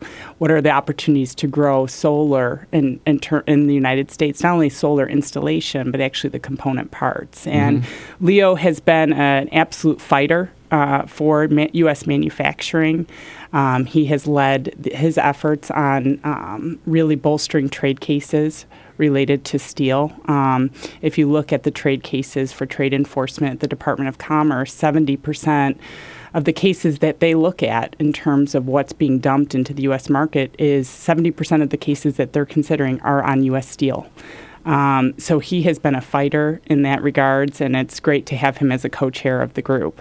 Yeah, I mean, you talked about the wind and solar. I mean, in terms of renewable energy, and the president put a lot of money in the stimulus into renewable energy. This is a case where you get, it's a win-win, right? You get the jobs building these turbines or panels, and you get the benefit of getting away from fossil fuels. Right. It can be a win-win, and I think there are absolutely stories to tell of where, people have created jobs, and this has created infrastructure and manufacturing base.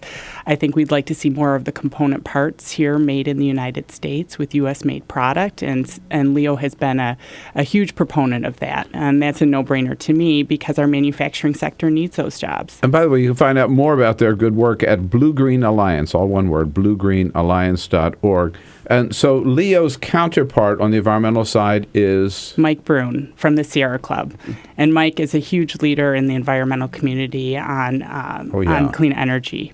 Yeah, known for that. So I'm curious, when you guys get together, I imagine you have some pretty, I would hope, some pretty frank debates and discussions. I mean, people really...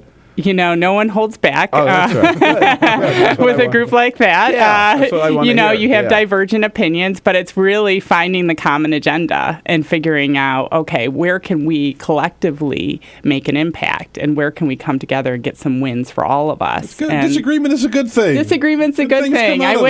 Congress could actually take a page out of the Blue-Green Alliance book to actually get some stuff done. No, there's nothing wrong with that, right? I mean, have a healthy airing of the differences, and that's the way it used to work in Congress, right? And then they'd say, okay, now here's a challenge. You want to come at it this way. I want to come at it this way. How can we come together? And, maybe nobody gets everything they want, but at least we're moving in the right direction. Or we're moving in some direction, right? I don't think, I've been off the Hill for many years, and when I left, there was still that level of collegiality, not on every issue, even just the transportation bill, which is a no-brainer. Yes. And now that's gone. People don't talk to each other.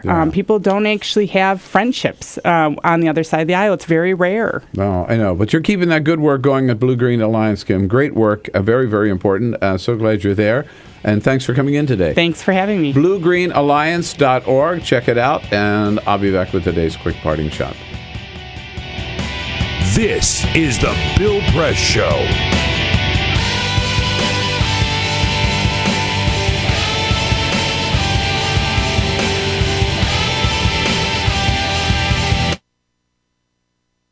It is possible to read the history of this country as one long struggle to extend the liberties established in our Constitution to everyone in America. In other words, who, according to our laws and culture, gets to be considered a person? The law creates legal personhood, and movements create law and change culture. So, how have the courts passed laws to shape our culture?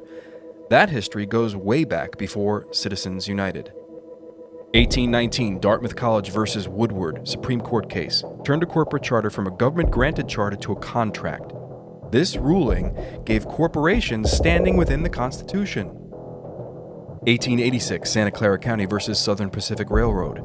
Though the court did not rule on corporate personhood, the decision was subsequently cited as a precedent to hold that a private corporation is entitled to the same 14th Amendment rights of due process and equal protection as human beings. This makes it impossible for us to make laws that treat local businesses any differently than giant multinational corporations, even if their business practices are deemed to be harmful to workers, the environment and communities, or if they have a history of violating the law. Hale versus Henkel, 1906. The court granted corporations the Fourth Amendment search and seizure protection.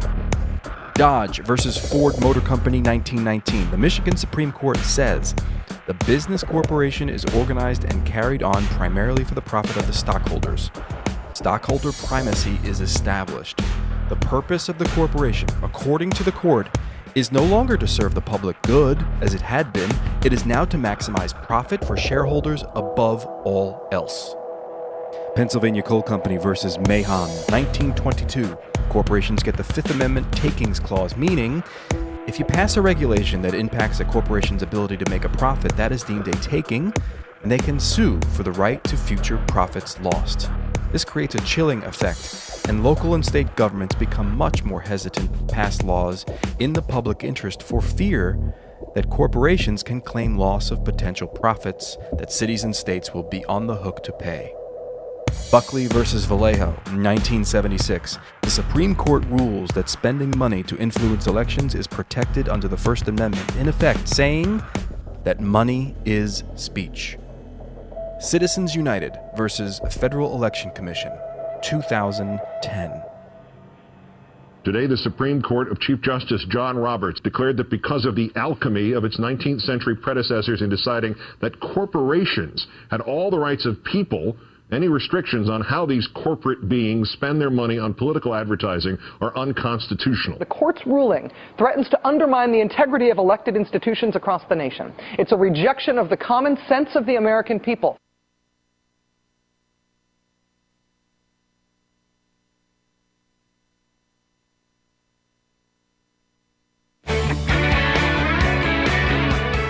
The Parting Shot with Bill Press.